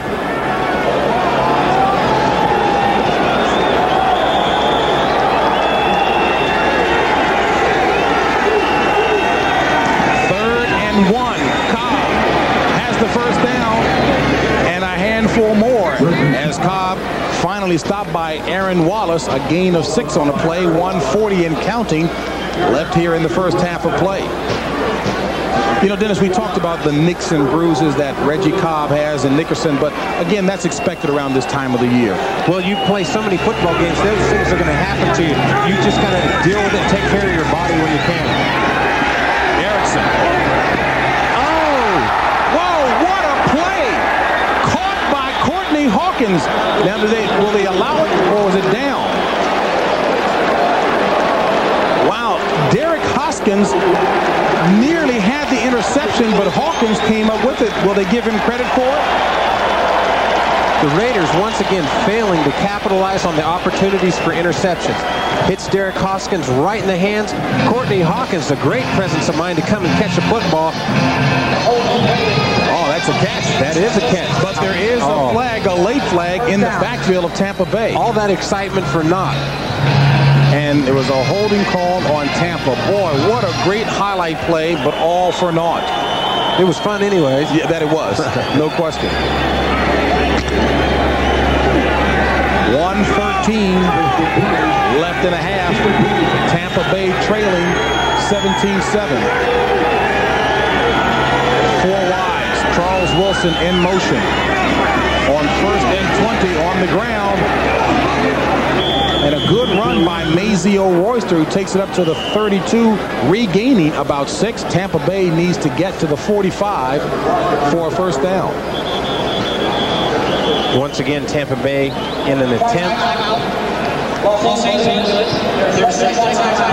Raiders burn a timeout, leaving them with 1, and the Bucs have 1. Sam White trying to see if he can close the half with some points.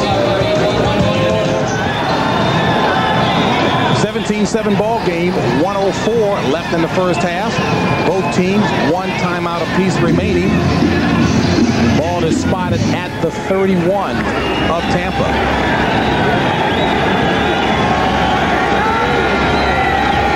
Second and 14. Erickson throws it up near the first down marker as it's caught by Courtney Hawkins. Forward progress should have it about 2 yards shy of the first down marker, and that's where it's spotted. 47 seconds and counting, the 13-yard pass play. Erickson. First down, Copeland at the 45 of the Raiders. Both teams, 1 timeout apiece remaining, 31 seconds and counting. Intended receiver Courtney Hawkins, who would have liked to have caught that one and taken it out of bounds. Michael Husted, longest field goal this year for him, a 54-yarder. Trying to get in range with 26 seconds remaining. If you play only for the field goal, James, you need to work that ball down to around the 35-yard line. You've got 26 seconds left. I've got to think that's not going to be their only philosophy just to get the field goal, but they're going to try and move the ball on a good chunk of yardage right here. Second and 10, 4 wideouts in for the Bucs. And complete to Royster, who takes it out of bounds inside the 40. Mazio Royster, who picked up his first touchdown last week. Good play calling there. Get the ball to Mazio Royster. Get him out of bounds. Stop the clock. That way you don't have to worry about taking another timeout. Ball is now spotted at the 39. Going up a 3rd and 4, Dennis. Once again, on the sidelines, Husted getting ready. All he needs is about another 5 yards to get to within a zone that he knows that he can hit the ball. He can make the field goal if they get 5 more yards. Wilson in motion. 4 wideouts again. Erickson to the left. Intended receiver was Lamar Thomas, being defended by James Trapp. 17 seconds remaining in the first half. I would continue to play, obviously, what Tampa Bay is going to do. They've got plenty of time. 4th down. So would you, again, I would play. You would play? Yeah, absolutely. This is what Tampa Bay is going to do. Right now, they're at a feeling of kind of go for broke. Now Sam White wants to talk about it. And he signals for a timeout, leaving Tampa with none. So this would be about a 56, 57-yard field goal attempt if Husted is able to talk Sam White into it. Yeah, Sam White's not liking what he saw on the defense, the way they lined up. Did not like the coverage that he saw, so he called the timeout. Let's talk it over, fellas. And where they are now, this is about a 57-yarder, Dennis, with 17 seconds remaining. He's got the power if he gets a nice, good punch on the football here, Jay. And no wind to contend with. That's right. Husted for a 57-yarder. He's got it. A 57-yard field goal booted by Michael Husted, his longest this season. Wow. And Tampa Bay adds more points on the scoreboard. That's an impressive kick. You know you've got some offensive weapons, and if you've got a place kicker that can come in and bang it in from 57 yards out, very nice job.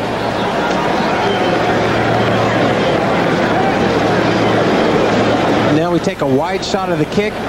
Good punch right there, just what he needed. He didn't get the ball too high in the air. He got a nice punch on it, nice good trajectory, and it goes through.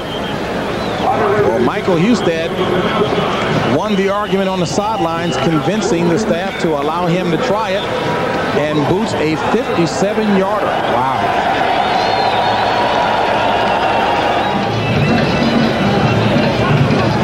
Wow, so Michael Husted really feeling awfully good. You know, Donald Wike, who used to be with the Tampa Bay Buccaneers, previously had the record of 55 yards, and that young man out of Clemson certainly was pretty doggone accurate, but Husted now has his name firmly imprinted in the record books for Tampa Bay.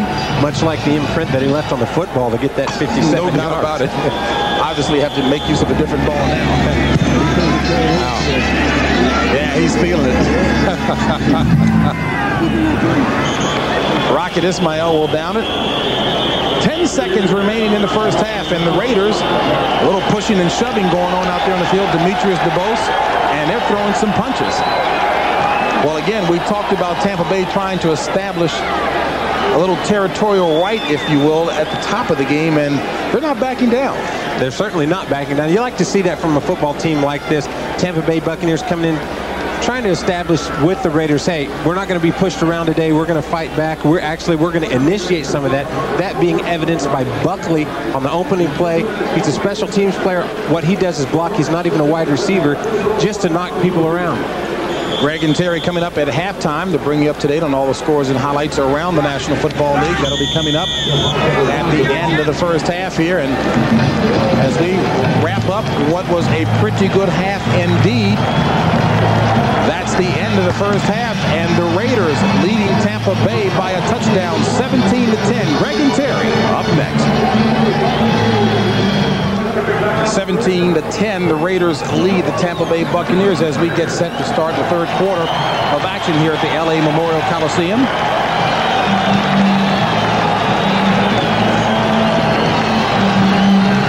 Can you believe it?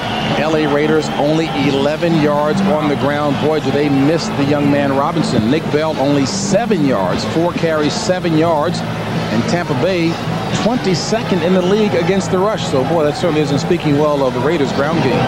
Well, I'll tell you what, they certainly do miss the running game in this football game. But what they've been doing is passing. They've got 119 yards in the half, doing pretty well. They've got a touchdown out of it. So it's kind of off balance. We knew coming into this football game that the Raiders were going to pass more, but we certainly didn't know that their running game was going to be as anemic as it has been. Well, Tampa Bay has certainly done the job in terms of time of possession, controlling the ball nearly 20 minutes to the Raiders 10:57. And now if Sam White can just get his charges to put a few more points on the board, statistically things are certainly looking Tampa Bay's way, with the exception of on the scoreboard where they trail the Raiders 17-10. But what have you seen about Tampa Bay's play that you liked in the first half? Well, what I like so far is the time of possession. They've kept the Raider offense off of the field, which is what you've got to do when you've got that big play threat, guys that can go downfield. That's what Tampa Bay has impressed me with so far. Also the running of Reggie Cobb. He's been doing a very good job finding the holes. And going back to another point that we talked about at the top of the game, the Raiders' inability to handle prosperity when they are ahead, the inability to put teams away. Craig Erickson has been up under all kinds of pressure, but can the Raiders do a better job of really just putting the foot down on Tampa? They're going to have to. What they're going to have to do is get the turnovers. They've missed the opportunity. Hoskins missed an interception. McDaniels missed an interception. Those are the things that Art Shell is talking about that's driving him nuts. Get those things, get those interceptions, and that's how you put the stamp on people's throats. Raiders receiving the second half kickoff, and Rocket Ismail downs it. Will be first and 10 for the Raiders at their own 20.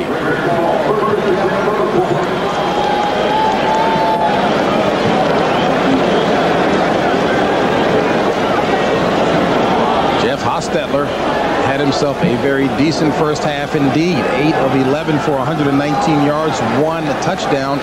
Craig Erickson up under a lot of pressure, but again, he handled it pretty well. I'm impressed with the way Craig Erickson has handled it. Been under a ferocious pass rush from that front four of the Los Angeles Raiders and has performed admirably. On first down, Hostetler finds Timmy Brown, and Tim Brown with only his second catch of the afternoon. This game is presented by the authority of the National Football League, and this CBS telecast is intended for the private use of our audience. Any rebroadcast or other use of this telecast without the express written consent of CBS, the Los Angeles Raiders, and the National Football League is prohibited. 9-yard pass play from Hostetler to Tim Brown brings up a 2nd and 1 for the Raiders. Ball marked at the 29. The draw. Bell. And Bell bulls his way across the 30 for the first down. Hardy Nickerson, the first there to hit him. And there is a Tampa Bay Buck player down on the ground, and Nick Bell is a big back to be falling on you. Listed at 6'2", about 250. He may be a bit more. Not as big as Craig Hayward. Well, certainly not as big as Craig Hayward. You're talking about a Mack truck and a train, locomotive. But a big back nonetheless. They're tough to drag down. It appears the injured player is Jerry Gray. It appears what he was revving is he got a hip pointer. And here comes the block. Bell really just ran him over and knocked him aside. It appears that he's... Yeah, I tell you, there's probably about a 50-pound weight differential between the two.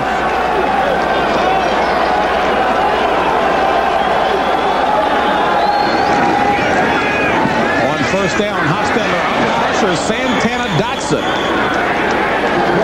picking up his 5th sack of the season.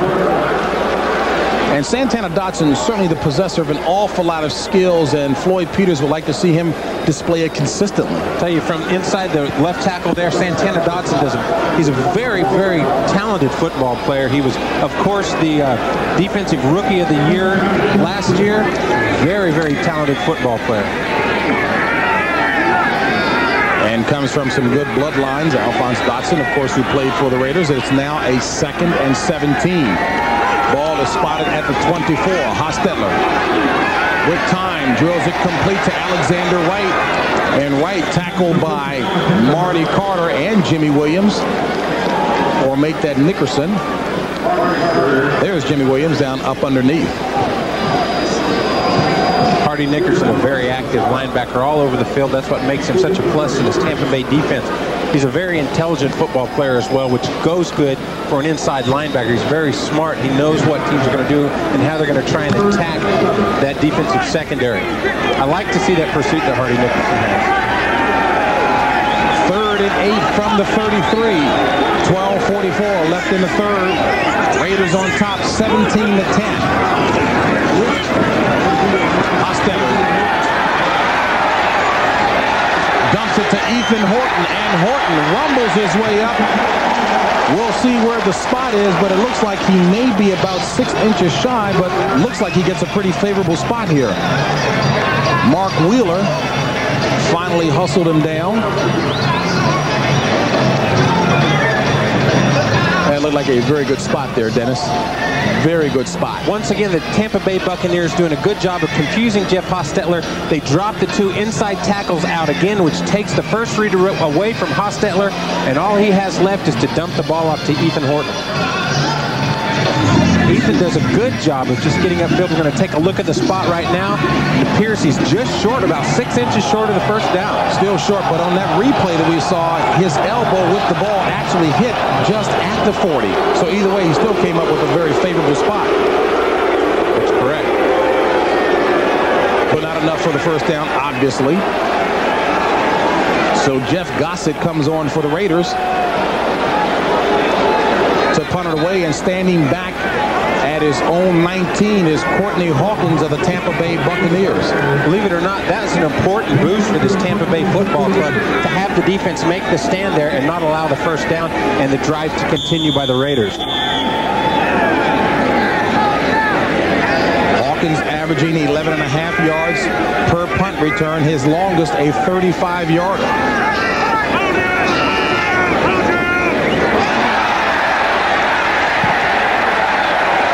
Late flag thrown at the far side 41, and Hawkins lets it roll into the end zone, but there is a flag on the far side 41. And Bernard Wilson, I'm wondering if, in fact, that's the man they spotted being off. Tell you what, that is a big mistake. That would give the Los Angeles Raiders the first down. As I had mentioned earlier, it was a very important drive for them to stop. Boy, that is a very costly penalty for Tampa Bay. Offside, defense, number 96, 5-yard penalty, first down. And in fact, it was Bernard Wilson. Bernard Wilson right here, right over the center. We're going to see him jump off sides. That is a very costly penalty for Tampa Bay, one that I seriously doubt they'll be able to make up. So the drive stays alive for the Raiders. 11:58 left in the third quarter. Hostetler back to pass. Down he goes. Get it going. Sack. Buccaneers on the job. Mark Wheeler apparently was the first to get there. His second sack of the season. The defense really stepping up. We take a look at Wheeler here, the right defensive tackle. Look at that. Nice club move to get back to the outside and just presses it up the field. Grabs hold of Hostetler for the sack. You see the numbers on sacks allowed today for both teams. 2nd and 15 for the Raiders.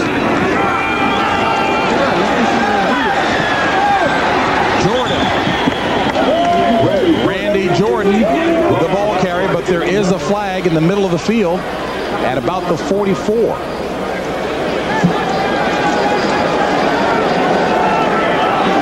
And this will go against the Raiders.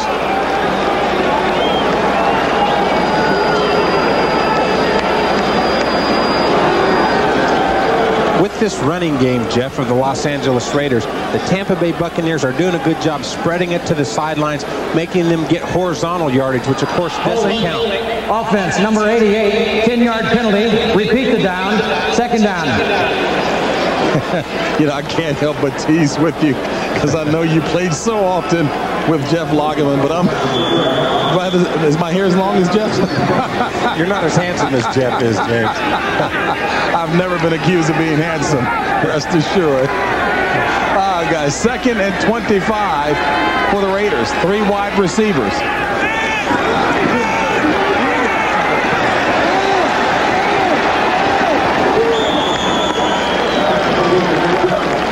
And Nick Bell taking it across the 40, but nowhere near enough.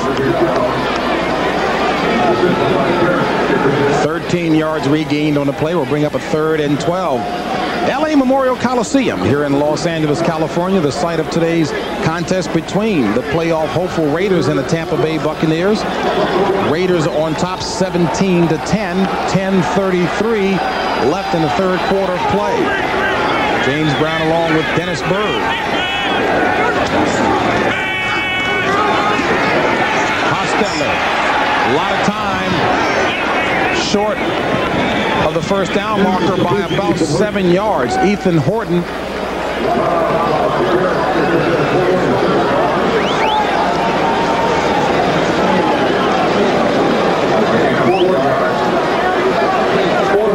so Jeff Gossett on to punt for the Raiders.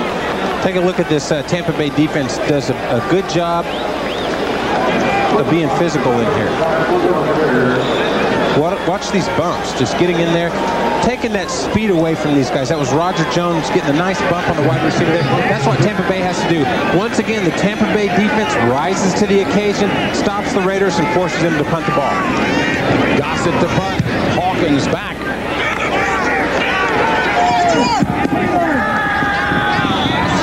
And the ball will be down at about the 14 of Tampa Bay by Dan Land. 40-yard punt, Tampa Bay ball when we come back.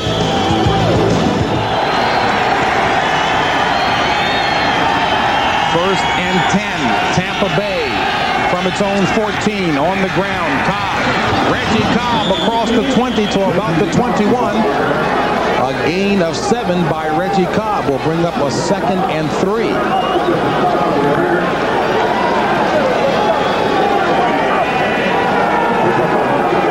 Reggie Cobb, although again, not 100% running well, and I think important for Tampa to continue to move that ball effectively on the ground. Continue to keep possession of the football. They've done a good job of that so far this game, and to get some points, obviously. But it's critical, time of possession. They need to keep the Raiders offense off the field. 2nd and 3. Copeland in motion. This is Cobb. And Cobb stuffed. Dropped. Chester McLaughlin. A loss on a play of about 3. And San Francisco continuing to pound Detroit. Tampa Bay had been doing a good job of stretching this defense, then cutting the football back. What they did right there is they ran the ball front side, they stayed front side, and there was no daylight. The Raiders defense stopped them dead for a loss of 3. They need to continue to stretch and cut the football back against the grain, get that Raiders defense to overflow. 3rd and 6. Big play here for the Buccaneers. Erickson launching the home run ball for Hawkins. By Courtney Hawkins. Wow. What a catch and adjustment by Hawkins. Wow. That was awesome. A 48-yard pass play, and give a lot of credit to Erickson also adjusting under pressure. Well, look at Courtney Hawkins. He beats double coverage. He gets to the outside. The safety comes over top. And here you'll see the safety coming in there. Courtney Hawkins just wins this battle. He goes up and gets the football. I tell you what, that's all Courtney Hawkins there. Of course, Erickson had to avoid the rush by Aaron Wallace and get the ball off.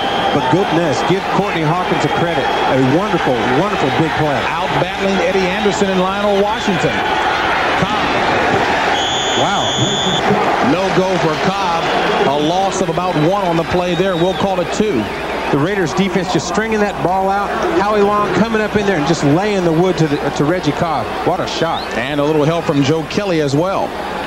Well, you know, Sam White last week talked about in the euphoria after the game, the victory over Chicago, that this Tampa Bay squad would be in the playoffs next year. He amended that to say they will be a serious contender, but you're seeing signs of that now. Yes, we certainly are seeing signs of that. Very competitive football team right now. 2nd and 11. The draw to Cobb. And Cobb did not have much daylight to operate with, as he does get 2. And even signs like this with the Bucs battling back with the Raiders trying to intimidate, a good sign as well. Well, I'll tell you, the Buccaneers, James, on paper in statistical categories, they're competing very well or beating the Los Angeles Raiders. Time of possession, a big key. They're just not leading on the scoreboard. Tampa Bay playing very competitive, very good football right now against a very talented Raider defense and offense. Sam White seeing his running back Reggie Cobb work hard this afternoon. 18 carries, 44 yards. 3rd and 9.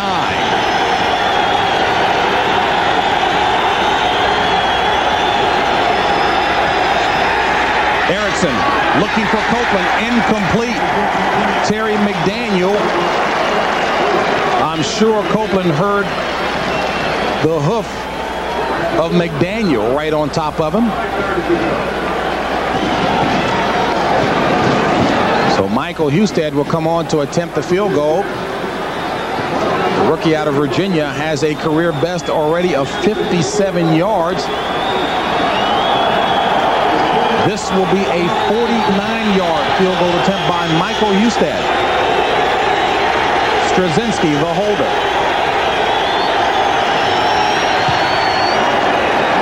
And this is going to be off the mark.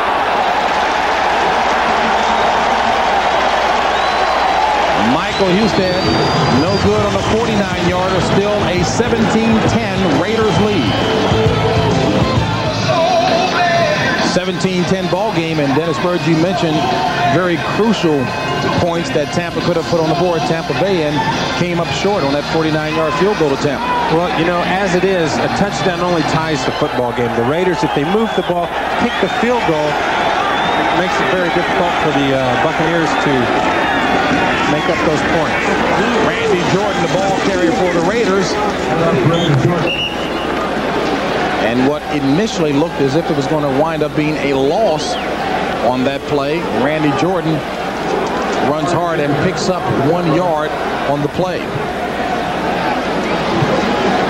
Tell you, the Raiders have really been experiencing futility on the ground.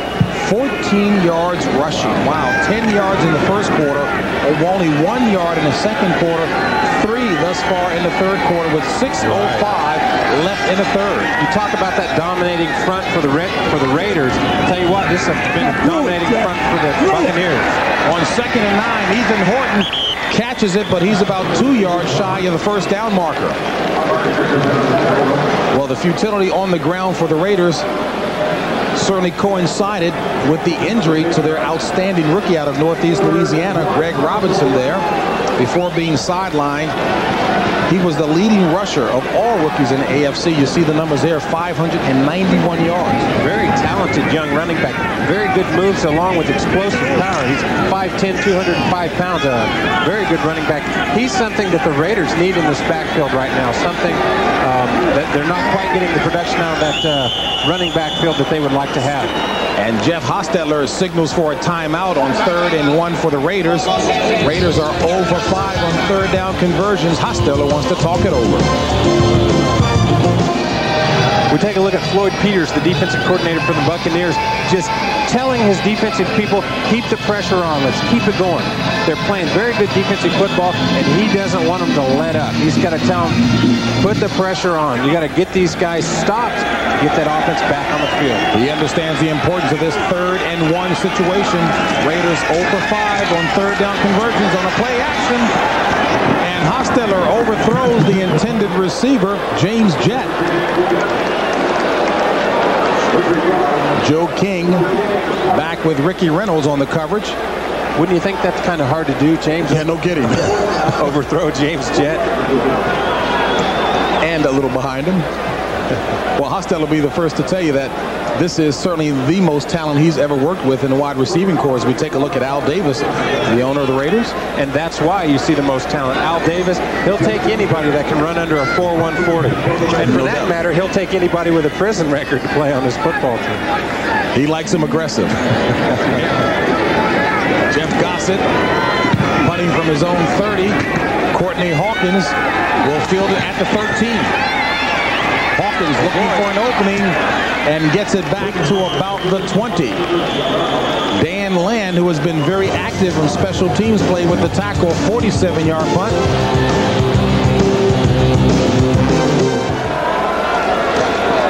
Well-known logo throughout the National Football League, a very popular one indeed, the Los Angeles Raiders here at the LA Memorial Coliseum. Thus far, that's been a pretty good combination indeed.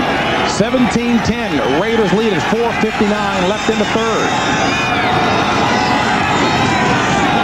On 1st down, Cobb looking for some daylight. Finds it on the right side for about 3 yards. And Cobb really has been working hard for what yardage he does have. 19 carries, 47 yards. And again, initially, there was no daylight to the left for him at all. I tell you, that's the one thing that Reggie Kopp has been doing throughout this football game is cutting the football back. The Tampa Bay offensive line is what's called a zone blocking scheme. They all move and try and stretch that defense out, and it's up to Reggie Kopp to either hit the whole front side or cut it back to daylight. 2nd and 7. Erickson drills it complete to Copeland for the 1st down. Horace Copeland hauls in the pass from Erickson. And with 4:13 and counting, Tampa trying to march. Derek Hoskins on the tackle.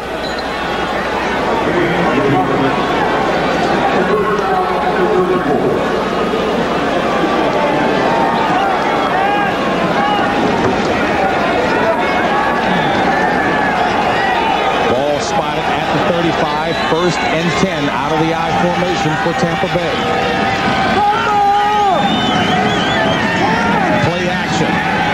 Under pressure, gets rid of it. Complete to Cobb for the 1st down. Now, in the old days of not too too far ago, that would have been in the grass, but instead Erickson liberalized rule, got rid of it. A 15-yard pass play for the first down. The rule this year, James, he's in the grass, but there is no danger of another lineman or another defensive personnel hitting Erickson. So therefore, he can still throw the football, and it is not down by grasp.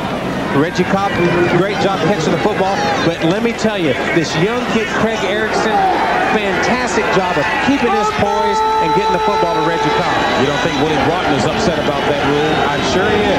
On 1st and 10, on the ground, Mazio Royster. And Royster barely across midfield. 1 yard picked up on a play.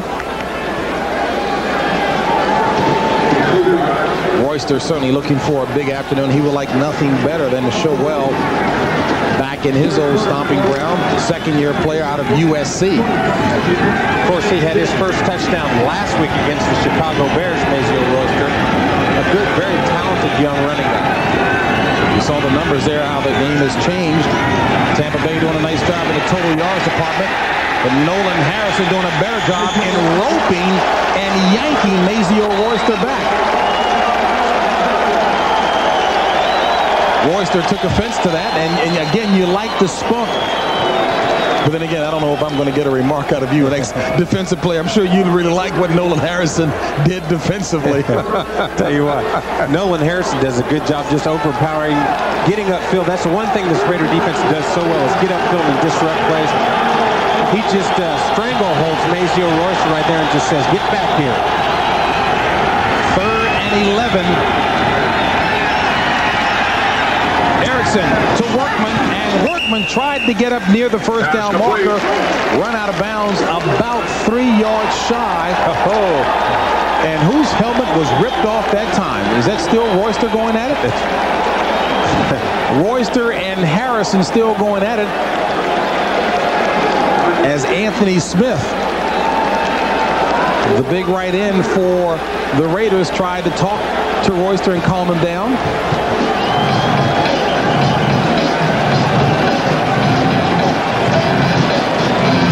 Well, Sam White's indicated he was looking for his team to be a lot tougher, a lot more physical in this game, and he gets it. That's the best pass of the game right there, James. Look at that.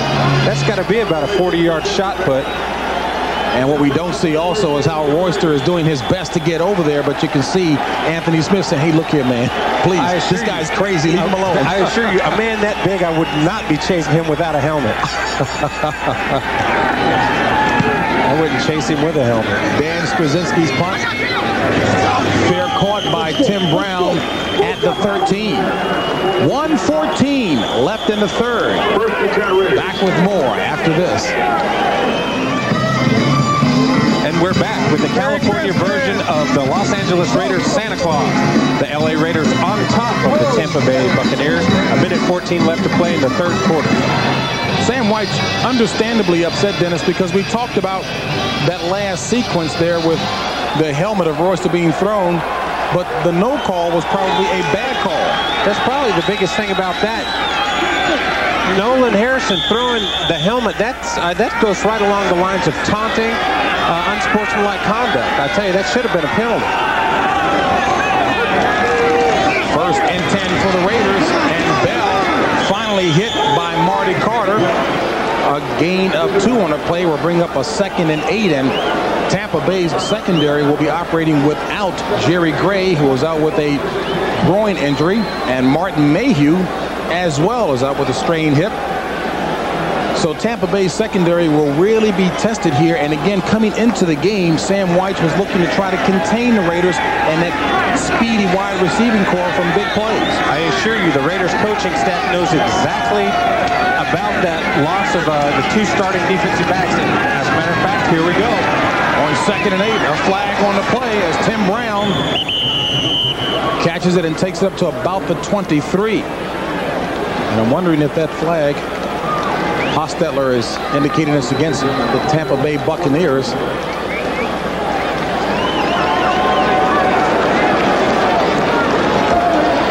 Illegal to the hands, defense, number 77, hands to the face, 5-yard penalty, automatic first down.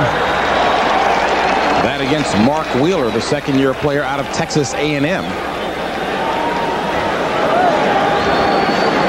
Well, Dennis, you mentioned that again, the secondary, minus those two key players, will certainly be severely tested. Thus far, really only one big play that has burned the Tampa Bay Buccaneers, that being Alexander Wright, the 27-yard touchdown preceded by a 47-yard pass play. But the Buccaneers have done a pretty good job of keeping the big plays in check.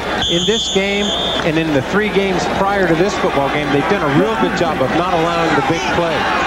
Without Mayhew and Gray, you can bet that the Raiders are going to test that and try and go deep. On 1st and 10, Hostetler looking up top, has a wide open man, Wright. Flag on the play. Wright being defended by Milton Mack.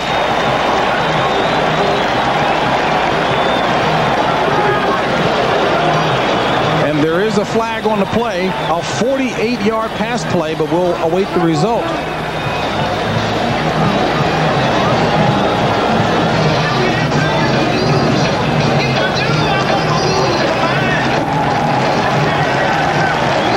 Illegal contact, defense number 21. Penalty is declined. First down. And that was on Milton Mack, and we just got finished talking about the big plays. Watch this double move. The wide receiver fakes to stop for the route. Milton Mack totally falls for the play. Alexander Wright gets down the sidelines. Had that ball been thrown on time and deep enough, that would have been a touchdown. No doubt about it. We would call that a shake and bake move in basketball, but very good indeed. And that's the end of the 3rd quarter with the score. Raiders on top, 17-10. Our coverage will continue after this message from your local station.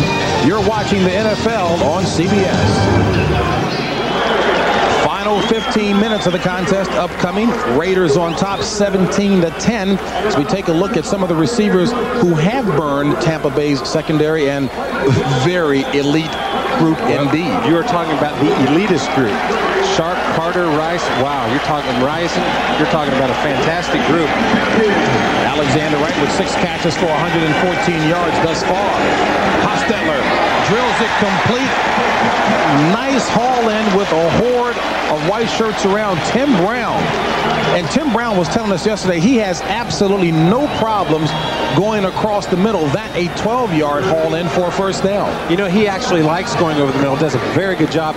He got accustomed to that at Notre Dame, coming across the middle, going up and getting the football. You take a look at Tim Brown, he is not afraid to go up and reach for the football. A lot of wide receivers, when they go across the middle, their vertical goes to about as high as a pizza box and their arms get real short. Alligator arms, They don't no doubt. Yeah.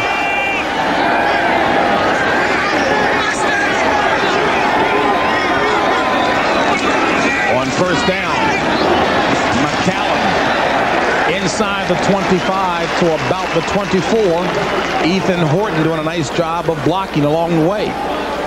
Well, we saw the elite core of receivers who've done a job against Tampa Bay. Alexander Wright, first 100-yard receiving day as a Raider. With the Dallas Cowboys, he certainly enjoyed some very good games. Total 10 catches for 170 yards against Detroit before. So he's adding to his numbers nicely here. 2nd and 5. Bell and McCallum, the backs. Bell in motion. Hostetler with all kinds of time. Flag on the play as Milton Mack batted down a ball that was intended for James Jett.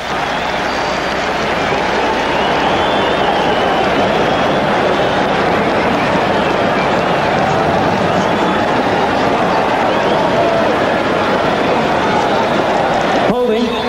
Defense number 54. 5-yard penalty. Automatic first down. That against the veteran Jimmy Williams, a 12-year linebacker out of Nebraska. Well, whenever you're a linebacker going against speed, the type that James Jett has, sometimes the best thing you can do is just hold him, prevent the touchdown. I think so.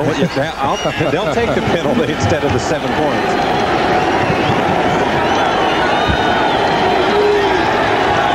First and 10. Inside the 20 of Tampa Bay. Hostetler looking for Jett. Oh! Out of bounds. Milton Mack on the coverage.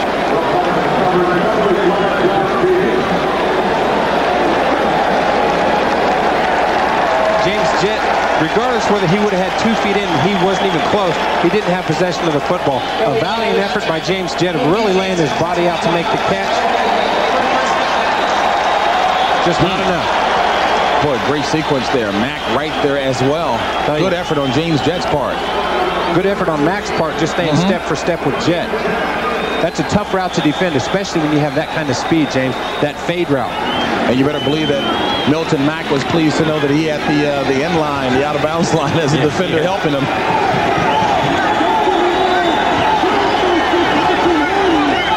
First and 10. Tim Brown in motion. McCallum, the ball carrier, runs into a wall, and Hardy Nickerson will make that Bernard Wilson the bottom of the pile, holding on to that foot for dear life. Good effort on Bernard Wilson's part. Wilson doing all he can to hang on. Napoleon McCallum doing all he can to get the extra inches out. Tell you what, this is just a battle. They're scraping and scratching and just fighting and clawing for everything they can get both sides. I really like it whenever there's this much competition in a football game. You've got to give it to that young Tampa Bay defensive line. They've really performed well. 2nd and 7 from the 10 of Tampa Bay. Hostetler. Looking for Jett again, who can't hold on to it, and Ricky Reynolds applies the hit on him nonetheless. Ricky Reynolds on the coverage. 12:31 left in the ball game. Tampa Bay trailing the Raiders 17-10. Well, that just goes to show you, it doesn't matter how much speed you've got, every now and then you're going to get pelted. He took a shot there. Reynolds with a nice hit.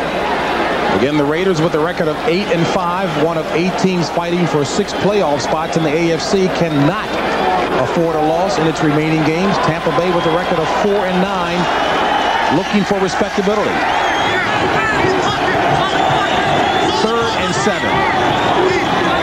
And mass confusion in terms of what to run, so Jeff Hostetler calls a timeout, leaving the Raiders with 1. Tampa Bay has 3 timeouts remaining. Alexander Wright, 6 receptions, 104 yards. As we mentioned, first 100-yard receiving day as a Raider. But more importantly, the Raiders with a 3rd and 3 at the 10. Will make it a 3rd and 7 at the 10-yard line, and ahead 17-10 over the Tampa Bay Buccaneers. And the Raiders have yet to score since the 3rd quarter, and kind of ties back in with what we were talking about, inability to put teams away, Dennis. Hey, that's been the specter for the Los Angeles Raiders this entire football season. They have not learned as a team how to put people out whenever they're ahead. This right here will prove to them, will prove to Art Shell that they're coming out of that they're learning how to do that. We'll see what they can do. On 3rd and 7, Hostetler with time, plenty of time. Good defensive coverage by the Buccaneers, and a flag on the play. Roderick Thomas was the one applying the pressure on Jeff Hostetler, and the preliminary signal is against the Raiders.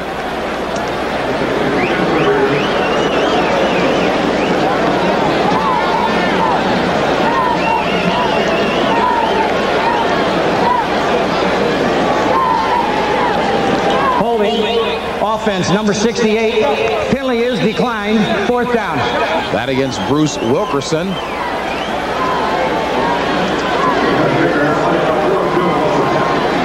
So Jeff Jager comes on to see if he can add 3 for the Raiders. This will be a 28-yard field goal attempt by Jeff Jager. It's good, so the Raiders, there is a flag on the near side, 14.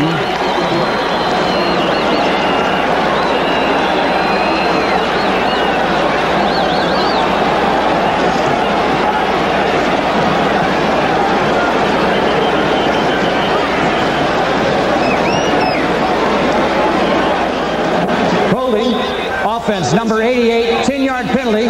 Repeat the down, 4th down. Boy, not executing very nicely here, that against Ethan Horton. Once again, playing into the themes that have been plaguing the Raiders all year, getting down here, penalties, miscues, just not able to put people away. We see Ethan Horton just grabbing a hold of Ricky Reynolds here and pulling him down. So this will make it a 38-yarder, Dennis. Jaeger 5 points away from establishing the single-season scoring record. And there is yet another flag, although Jaeger booted that one good.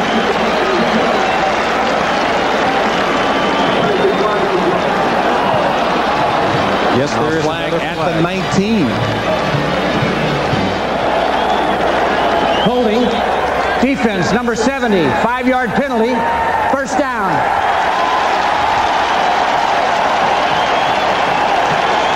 I tell you, now there's a question that you've got to ask. Do you take the points off the board? You know, there's an old philosophy in coaching that you never, ever take the points off the board. But here is opportunity for the Raiders to get a touchdown. I tell you, that's a risky call. I personally would have stuck with the points on the board. Oh, you would have. Tampa Bay's defense is playing well. They've held them already. Okay. That was a 6th first down accomplished by way of penalty for the Raiders as we look at Napoleon McCallum. Handoff to Napoleon McCallum. And no gain on the play by McCallum. Hardy Nickerson leading the charge. It appears tackle there. It appears the Raiders are going to have to get down there with something other than their running game, which has been very anemic this entire football game. The front four for the Tampa Bay Buccaneers have been playing it very well the entire game. Taking the points off the board could come back to haunt our shell. 11:40 and counting left in the ball game. Raiders on top 17-10. 24 yards total on the ground for the Raiders. To embellish your point, Dennis. Hostetler with time. Drills it incomplete. Intended receiver was Ethan Horton. And Milton Mack nearly had himself a pick. Well, James, back to my original point. Right there, Milton Mack catches that football. The Raiders lose 3 points. Back to the old maxim that you never take points off the board. Here's why. Right there, Milton Mack. Oh, an opportunity to steal 3 points from the Raiders, just to take it back.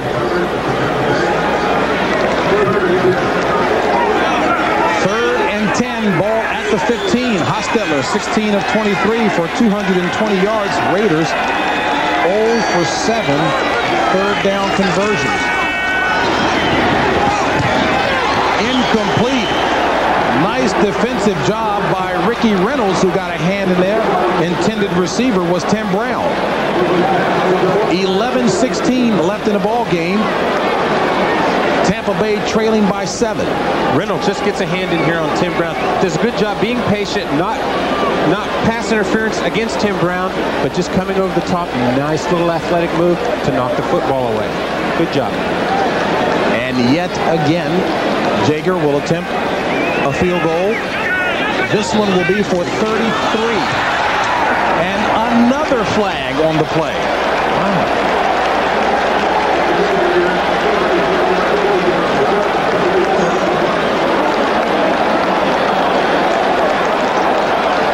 Dan Turk indicating against Tampa Bay.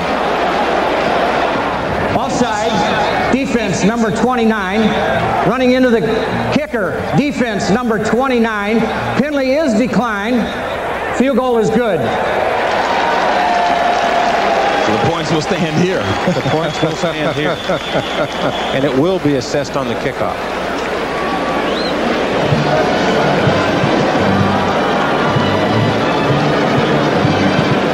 Well, the points stand, as Dennis Bird indicated. Back in a moment.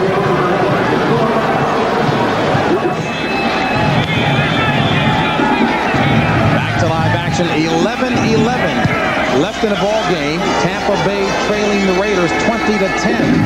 Charles Wilson from the goal line slips and falls and is touched at the 13.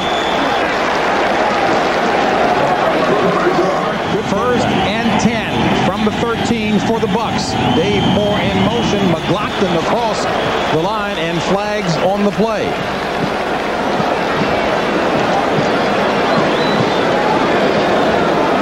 Start. Offense, number 76, simulating the start of a play. 5-yard penalty. Still first down. That on Scott Deal as we take a look at the AFC playoff picture as of the moment. Raiders doing their best to stay in contention here. 8 teams fighting for 6 playoff spots. And believe it or not, your Jets are still in the picture. Yeah, imagine that. I'll tell you, they've been playing very dismal offense. I'll tell you, it's a hot Houston team that is heading toward the playoffs now. It's victory over Pittsburgh today. Houston now, James, fighting for home team advantage. They're obviously in the playoffs. Now their big goal is to get the home field advantage. They like to keep the fans in the game.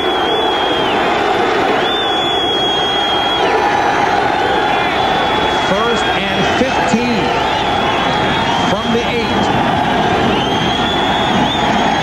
Erickson looking for Hall. Complete to Ron Hall. Regaining 10 of those yards. Tampa Bay needs to get up to the 23 for the first down. The veteran Lionel Washington is out of the game. Maybe quarterback Craig Erickson can take advantage of the lack of veteran experience now in the Raiders secondary. Lionel Washington out with a hip injury. Cobb fighting to get to the 23. Fumble! Did the Raiders recover? It looks as if they did. They did. With 10-19 left in the ball game, Andre Bruce comes up with the fumble recovery. And that is what I would consider putting the stranglehold on the Tampa Bay Buccaneers. Art Shell will be very pleased with his defense on this particular opportunity. Now Reggie Cobb here just struggling for the extra yards. The smart thing that the Raiders do is they work on stripping that football out. Very smart football by the Raiders, and of course they recover it. Andre Bruce, the previous first-round pick from 4 years ago. Eddie Anderson doing a good job of working on that ball, but take a look at Torrin Dorn as he smacked at the ball. You know, I don't think that the Buccaneers are very pleased with that call. I think they were complaining that there was a whistle blown. Nonetheless, the Raiders have the ball. At the 16 of Tampa Bay, Hostetler. Intended receiver was James Jett. Joe King was back there, along with Milton Mack.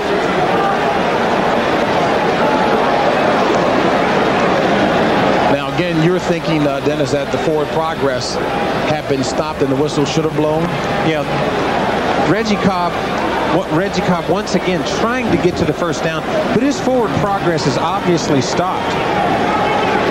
The play should have been whistle dead. I think that's what the Buccaneers were complaining, that the play was dead, but the Raiders still come up with the ball. 2nd and 10 from the 16 of Tampa Bay. Under pressure, Hostetler throws it quickly.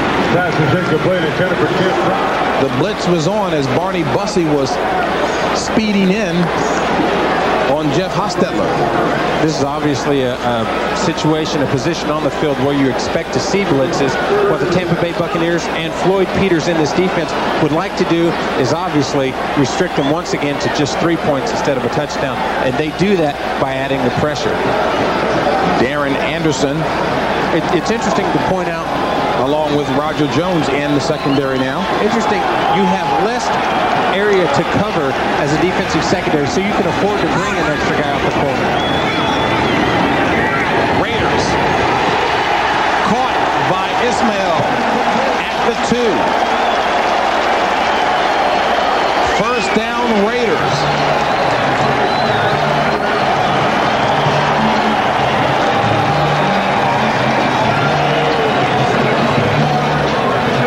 Ball will be spotted at the 1. Nice little jump by the Rocket. Gets his 2 feet in, then he heads for the seats. A 15-yard pass play, Hostetler to Rocket Ismail, and it'll be 1st and goal for the Raiders. Ball at the 1. McCallum, the tailback, out of the I formation. Right leg by Hostetler. Touchdown, Raiders.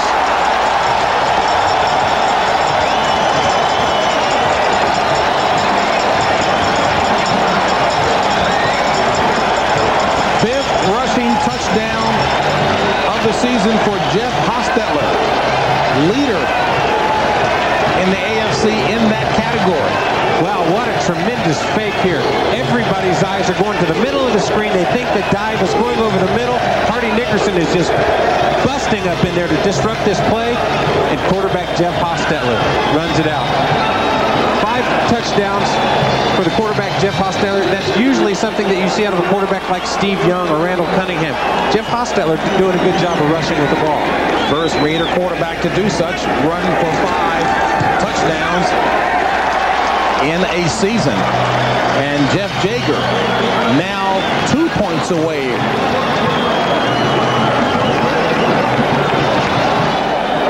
And let me correct myself, Dennis Berg. Jeff Jager has now tied George Blanda with 117 points as the scoring leader, single season scoring leader for the Raiders. Next point after a field goal, Jager will have it all to himself. Of course, George Blanda, a legend in the game of football and a legend here with the Los Angeles Raiders.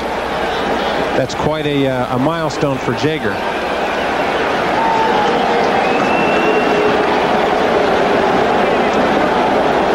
Jeff Hostetler ought to be pretty pleased with the way things have gone for him today. He should be very pleased. He's had a very good performance. Once again, establishing, in my opinion, his toughness as a quarterback. A very tough, very dedicated quarterback. I like to see him have his success. Well, now, Dennis, I've got to be quite honest as we take a look at Hostetler. He's a bit more extroverted there in terms of his actions than he was in our conversation yesterday. And little did I know the reason he was so standoffish was because one Dennis Bird greeted him rather rudely when you were on the playing field. I didn't think you would bring that up, James. He was a little quiet in our meeting yesterday. Of course, who knows, it could have been because of the hit I put on him in Giant Stadium last season that put him out for 4 games. Cost me $3,000 in fines. But now, as nice a guy as I've come to know you as being, finish the story now. The officials thought you were actually taunting him as well. Yes, they did. Oh, listen to him. Yes, I they would did. That was it, huh? That's the embellishment, huh? I would never do that. A fine quarterback, James. Yeah, well, see, I didn't know any better until our director, Craig Silver, had come in to ask why Hostetler was so quiet.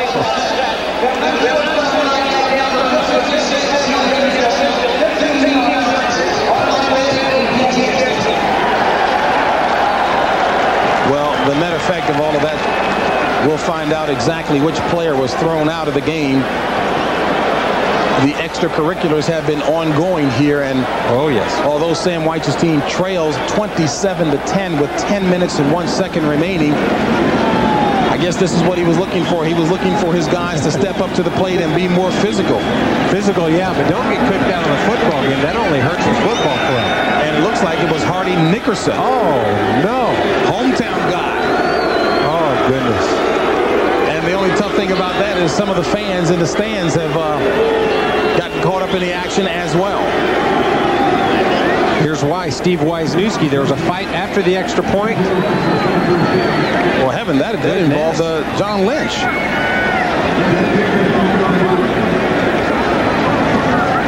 And Nickerson certainly is one fiery type anyway. Oh, absolutely. Easy going, as we mentioned before, born-again Christian off the field, very mild-mannered, but boy, on the field, talk about undergoing a change. Still a Christian on the field, but I tell you what, Jekyll and Hyde. From the 7, Mazio Royster.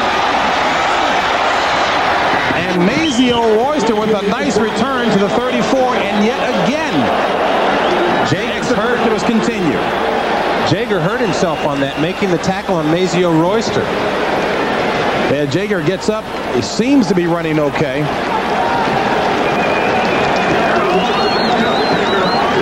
Well, Dennis, I recall, again, listening to Jerry Glanville talk about his Falcons and how he tried to make them tougher, and we'll continue it in a second. Now we see Jager here come from the right screen, diving in to make the tackle. Made the tackle on Royster, but Royster lands on his right leg. Of course, Jager not accustomed to taking those kind of shots or to making tackles. Well, Jerry Glanville was trying to make his squad rougher. He actually invited the Philadelphia Eagles down to an off-season practice session so they could fight for 2 hours. 9:49 left in the ball game. Erickson complete for the first down, and Copeland has room to run as Torn Dorn pushes him out of bounds at about the 34. For those of you expecting to see 60 Minutes, welcome to LA Memorial Coliseum. You are watching the NFL on CBS and the game between the Tampa Bay Buccaneers and the Los Angeles Raiders. I'm James Brown along with Dennis Bird, and our score, Tampa Bay trailing the Raiders 27-10. Erickson to Workman. And Workman has the first down and bores ahead to about the 20. Wow, I am impressed with the tenacity of this Tampa Bay offense. Look at that. They are not giving up. They've got 9 minutes in this football game left to go, and they're going to maximize every second they get. And Jeff Jager trying to check that ankle of his to make certain that it's okay. Tampa Bay has spotted the Raiders a 14-0 lead in the first.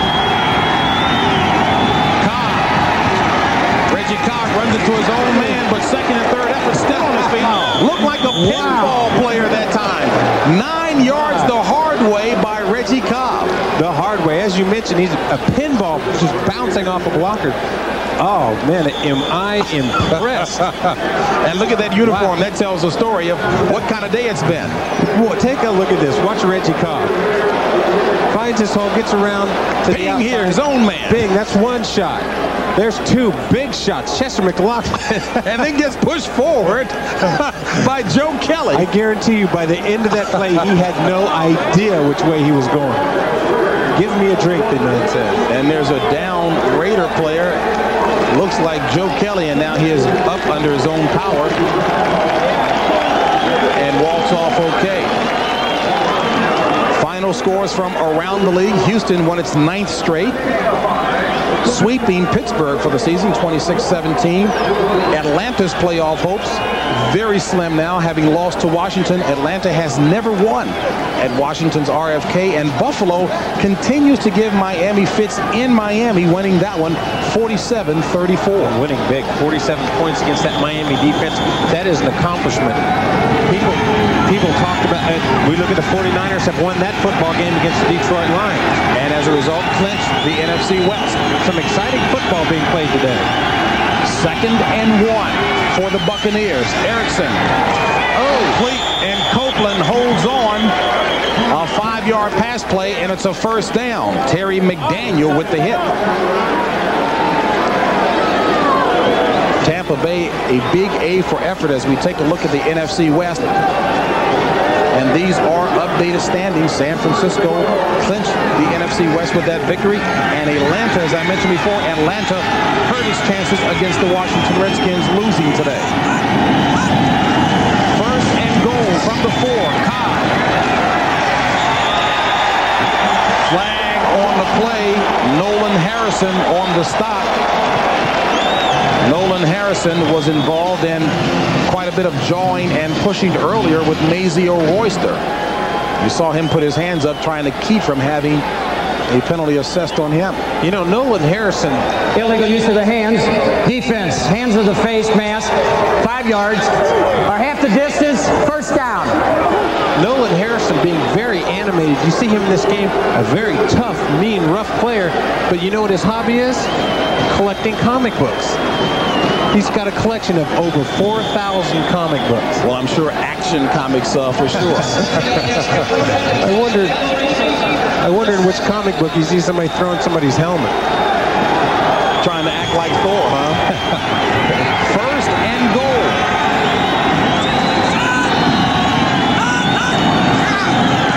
Cobb. Same touchdown, Buccaneers. Same play they scored on earlier. And a nice block again by Rudy Harris. Rudy Harris, let me tell you, the exact same play, the exact same side of the field, exact same end of the field. Third rushing touchdown of the season for Reggie Cobb. Hey, if it works, keep running it. No doubt about it. Here's the replay as we see it again.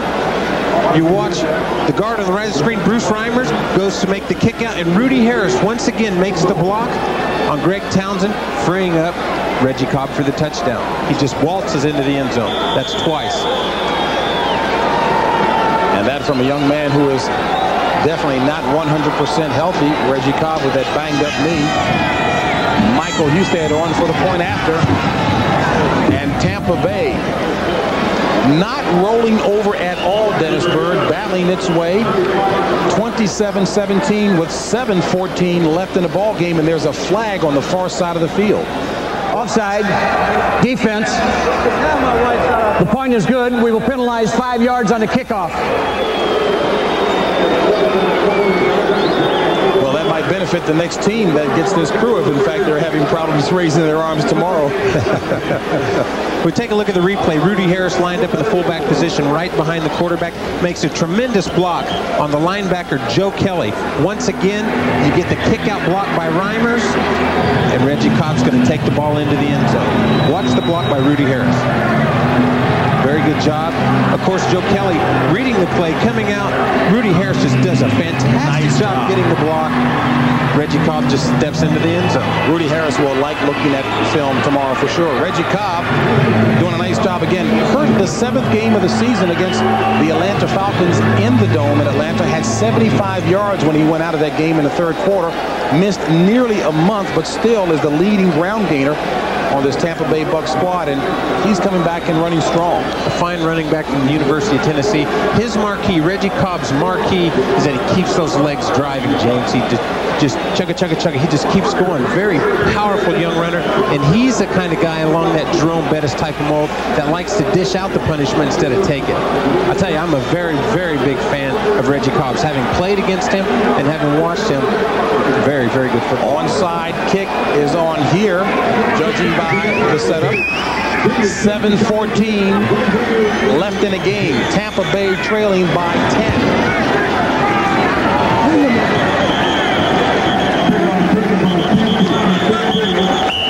And yet some more extracurriculars. Curtis Buckley is going on at it on the side of the Buccaneers. Well, you talk about one brave Raider. Terry McDaniel is taking on all 53 himself. We talked about the toughness of Terry McDaniels, but my goodness. Well, it looked like the Raiders recovered, but in the midst of the mayhem there, we'll have to verify that, but it looked as if Tim Brown was the one who came up with it. Tim Brown recovers the football. Lynch comes in, gives the shot to Tim Brown. We see Tim, he looks like the 3rd guy from the left. Number 81. Number 81, yes, in Tim fact, Brown. He did get it. And Lynch comes in. Oh, yeah, that's reason to be upset. A little late shot. That's reason to be upset. The rest of the Raiders weren't too pleased about it. I got it.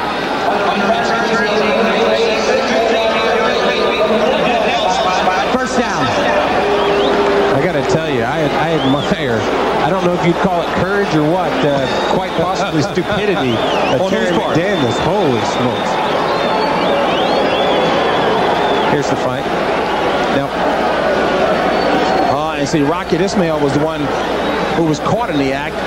But look at Terry McDaniel going against 5 Buccaneers. Well, I guess the only advantage that Terry McDaniels has is he knows that every punch he throws, he's not going to hit one of his teammates.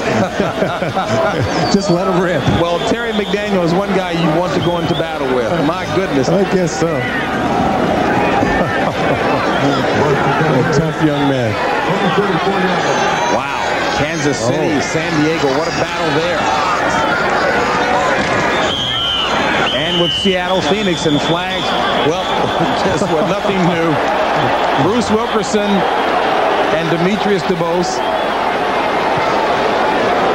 Wow. Well, you know what? We did the Atlanta-Houston game, and I know we kept a punch stat for that one.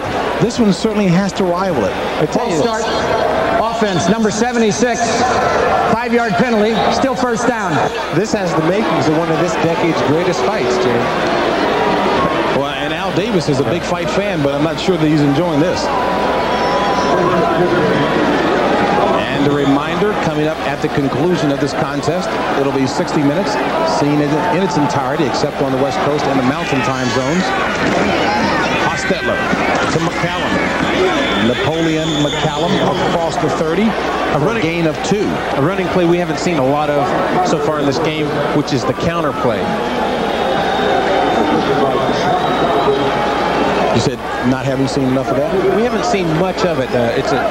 Well, of course, here's the most important stat of the day. Punches thrown, Tampa Bay 57, the Los Angeles Raiders 72. Now, what's most important is punches landed. How many landed? I assure you, Terry McDaniels took his share in that little foray over on the sideline. 2nd and 13. Ball at the 31 of the Raiders. Hostetler complete to Tim Brown. Brown takes it up to the 40. Needs to get to the 44 for a first down. 9-yard pass play. I hardly think that stat is correct. There have been punches, there have been kicks. This should be a kickboxing match. We ought to have kick stats, punch stats.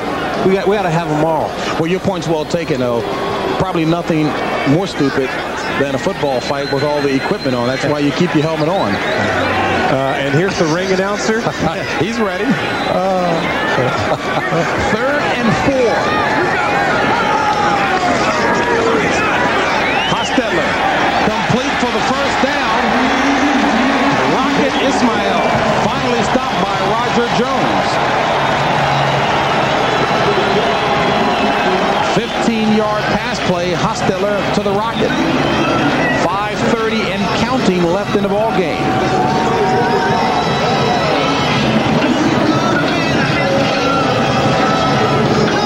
Now, Dennis, I think we made mention of the fact that this is, without a doubt, the fastest wide receiving corps in the National Football League. And look at those times. My goodness, look at these times. 4.2s, 4.17s, 4.4s, 4.3s. My. Times from college. World-class speed indeed. And the fastest guy is on defense, probably James Trapp. Nick Bell keeps it on the ground. A gain of 4. Will bring up a 2nd and 6 with 4:52 left in the ball game. I tell you, James, that there's James Trapp, the guy we were talking about, who was probably the fastest of the group. Probably the fastest guy in the entire group. I haven't been a 4.140 in my car.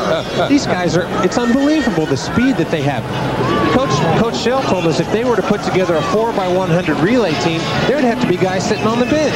You've got 6 or 7 guys that run 4.2, 4.3, 4.140s. You got to set guys out. You could have a little runoff to see who's the best guy for your 4x100 meter team. And interesting enough, Willie Gault isn't even starting in this game. He's the only one that's won an Olympic gold medal.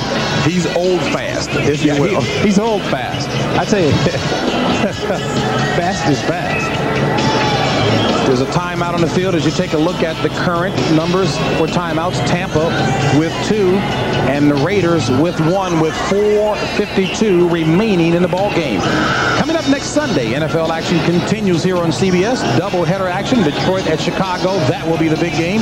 The Saints at Philadelphia. Late games include Washington at Dallas, Giants at Phoenix, and Tampa Bay at Denver. That'll be coming your way next week here on CBS. And of course, the NFL today kicks it all off. 2nd and 6 from the 42.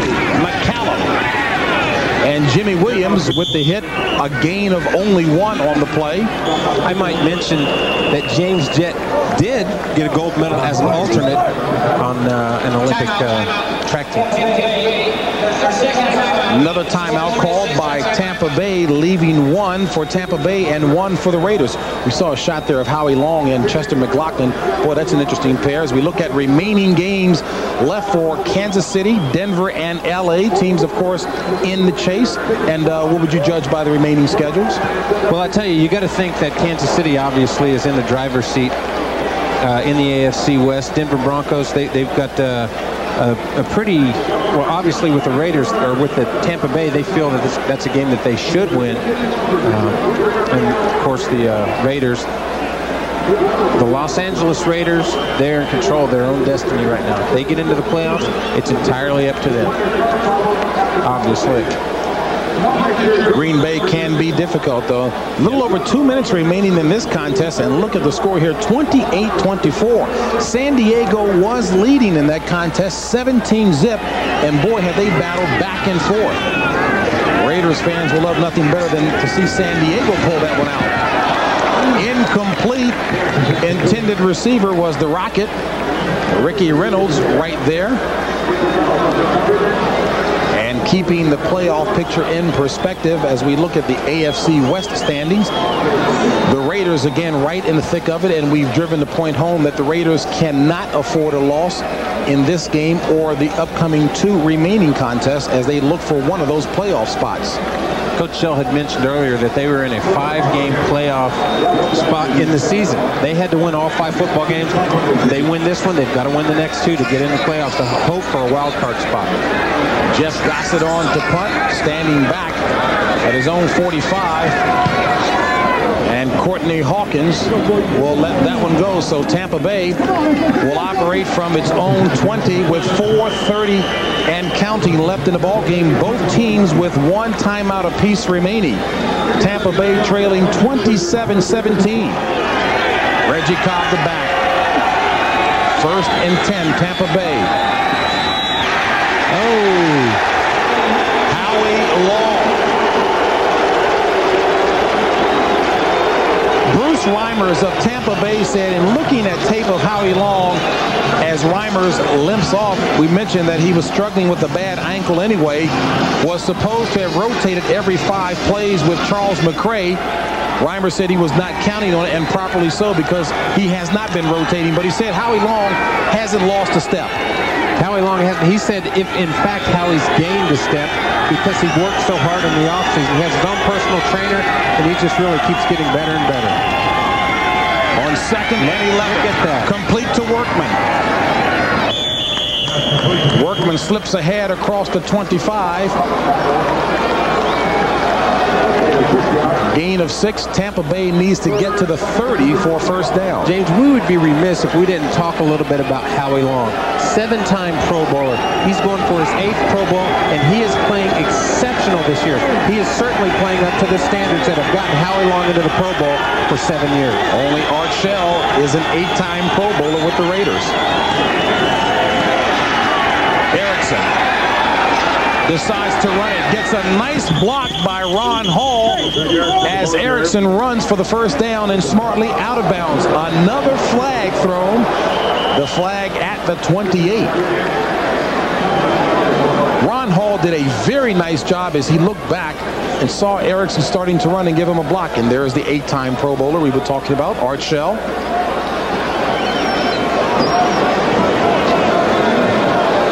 Ron Hall, of course, a veteran tight end for the Buccaneers, doing the smart thing, making the block for Erickson. Of course, he wanted to seal and give Erickson the outside so he didn't have to cut it up and take the shot. Personal foul, defense number 91. Hands to the face, 1st down. Chester McLaughlin.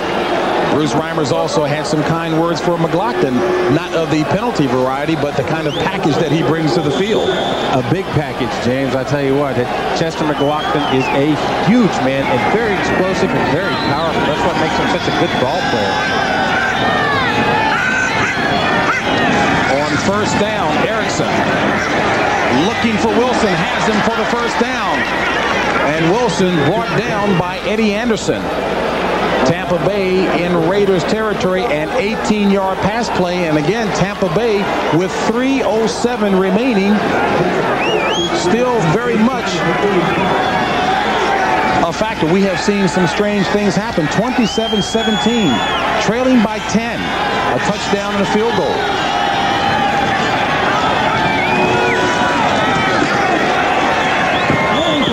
Incomplete, thrown at the feet of Charles Wilson.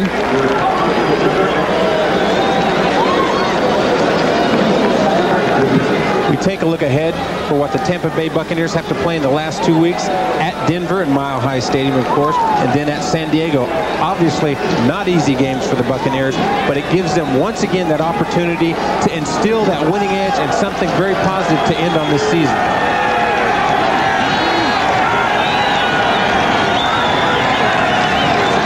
On 2nd down, Erickson decides to run it again and dives for the 1st down.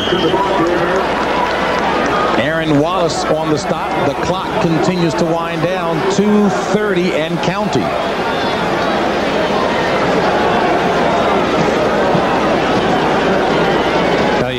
Craig Erickson has certainly earned my respect throughout this football game and on this drive. 1st and 10 from the 21 of the Raiders. Operating from the pro set. Workman in motion. Erickson rolling right. Drills a pass complete to Horace Copeland at the 10. Nice job. An 11-yard pass play, good enough for a first down, and Tampa Bay looking impressive on the drive as we wind toward the 2-minute mark.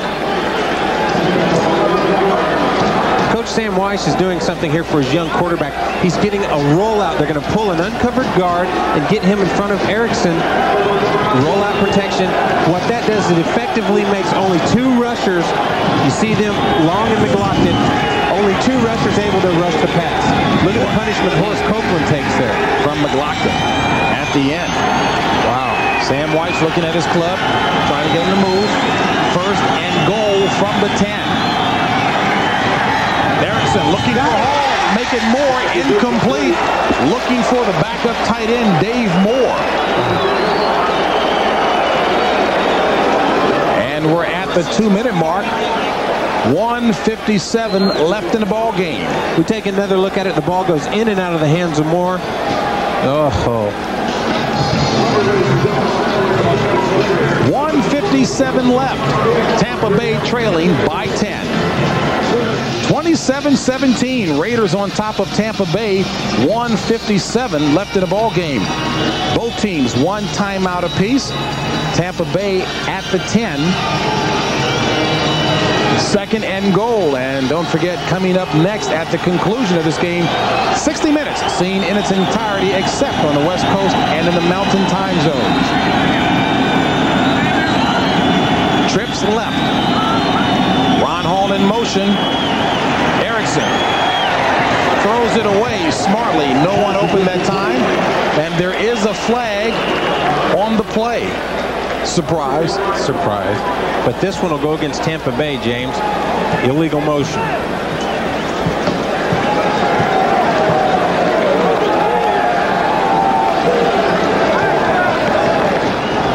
Illegal motion. Offense, 2 players moving prior to the snap. Penalty is declined. 3rd down. That'll do it. You've got Hall is the one that's supposed to be in motion, and Copeland is not. And Copeland starts to move. The reason they put Ron Hall out there, a tight end, is so they could come back and run a tight end set the next play and keep the Raiders off balance. 3rd and goal. Workman, the ball carrier. Nowhere to go. Stopped by McLaughlin. A loss of 3, and Sam Weiss calls his last timeout with 1:39 left in the game. Straczynski holding for this 31-yard field goal attempt by Michael Husted. And it's good. Tampa Bay draws 3 points closer with 1:34 left in the ball game. And White encouraging his squad, trailing by a touchdown as we get set for the onside kick. Oh! The Raiders. Rocket Ismail has it at the 28 for the Raiders with 1:34 left in the ball game. Tampa Bay with no timeouts remaining. The Raiders with 1. And assuming that the Raiders do hold on, this is what the AFC West will look like. And again, as we made the point earlier on, Raiders have to win the remaining 2 ball games in order to secure a playoff spot. 8 teams going for 6 spots. Kansas City, a winner, improving to 10-4. You know, you talk about how close everything's been. You've got 6 spots open, and you've got 3 teams right there in the AFC West that are sitting there battling for it. I tell you, talk about a competitive conference, as well as the AFC East, which is a competitive conference, Miami and Buffalo and the New York Jets. Flags on the play with 1:32 remaining. The Wiz, Steve Wisniewski, not pleased with the going-ons of the defensive linemen. Well, Sam White certainly ought to be pretty pleased, not that the team, if in fact this score holds up, loses the ball game, but the effort displayed even in the face of some of the mistakes, the turnovers that gave the Raiders the edge. Illegal formation on the offense. Only 6 men on the line of scrimmage. Penalty is declined. Second down.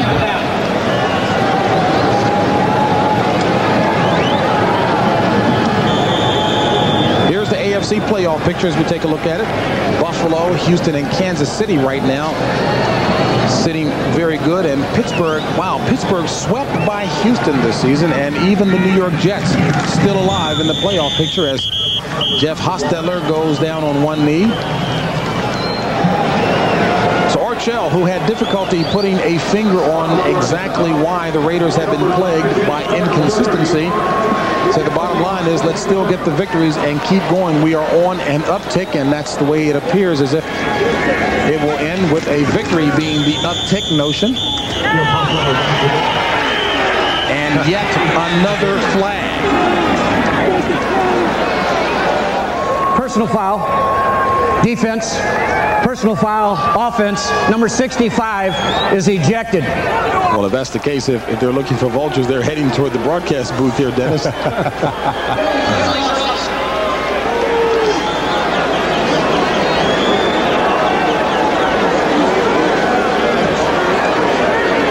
In terms of bite-sized morsels, figuring out what has been resolved regarding the playoff picture, the Giants and Cowboys are in. The 49ers, with their huge victory over the Lions, clinched the West and a bye. And the Houston Oilers, sweeping the Pittsburgh Steelers, have clinched the AFC Central. Houston winning its 9th straight game this season. The important thing right there with what we're looking at, the Giants, Cowboys, and Oilers are all three fighting on getting the home field advantage for the playoffs. Who would have thunk it preseason that the Giants would be in that position? No kidding. Turnovers with the coach. No kidding. Dan Reeves. Oh, remarkable job by Dan Reeves as Jeff Hostetler goes down on one knee again. Dan Reeves got himself a running game and got rid of some players, kept the ones he wanted. And much to the credit of my former coach, George Henshaw, who is now the offensive coordinator for the New York Giants. To take a look at the difference between the play clock and the game clock, obviously the Raiders will have to snap it one more time, and Jeff Hostetler will do what Ken Stabler would call the position win the game. Get down on one knee.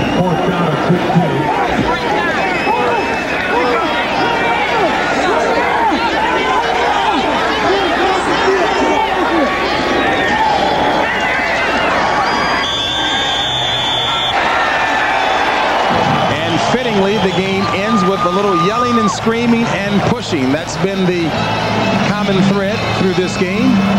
The Raiders come up victorious, beating the Tampa Bay Buccaneers 27-20. Sam White, his squad loses their 11th game, 11th consecutive year with 10 losses or more.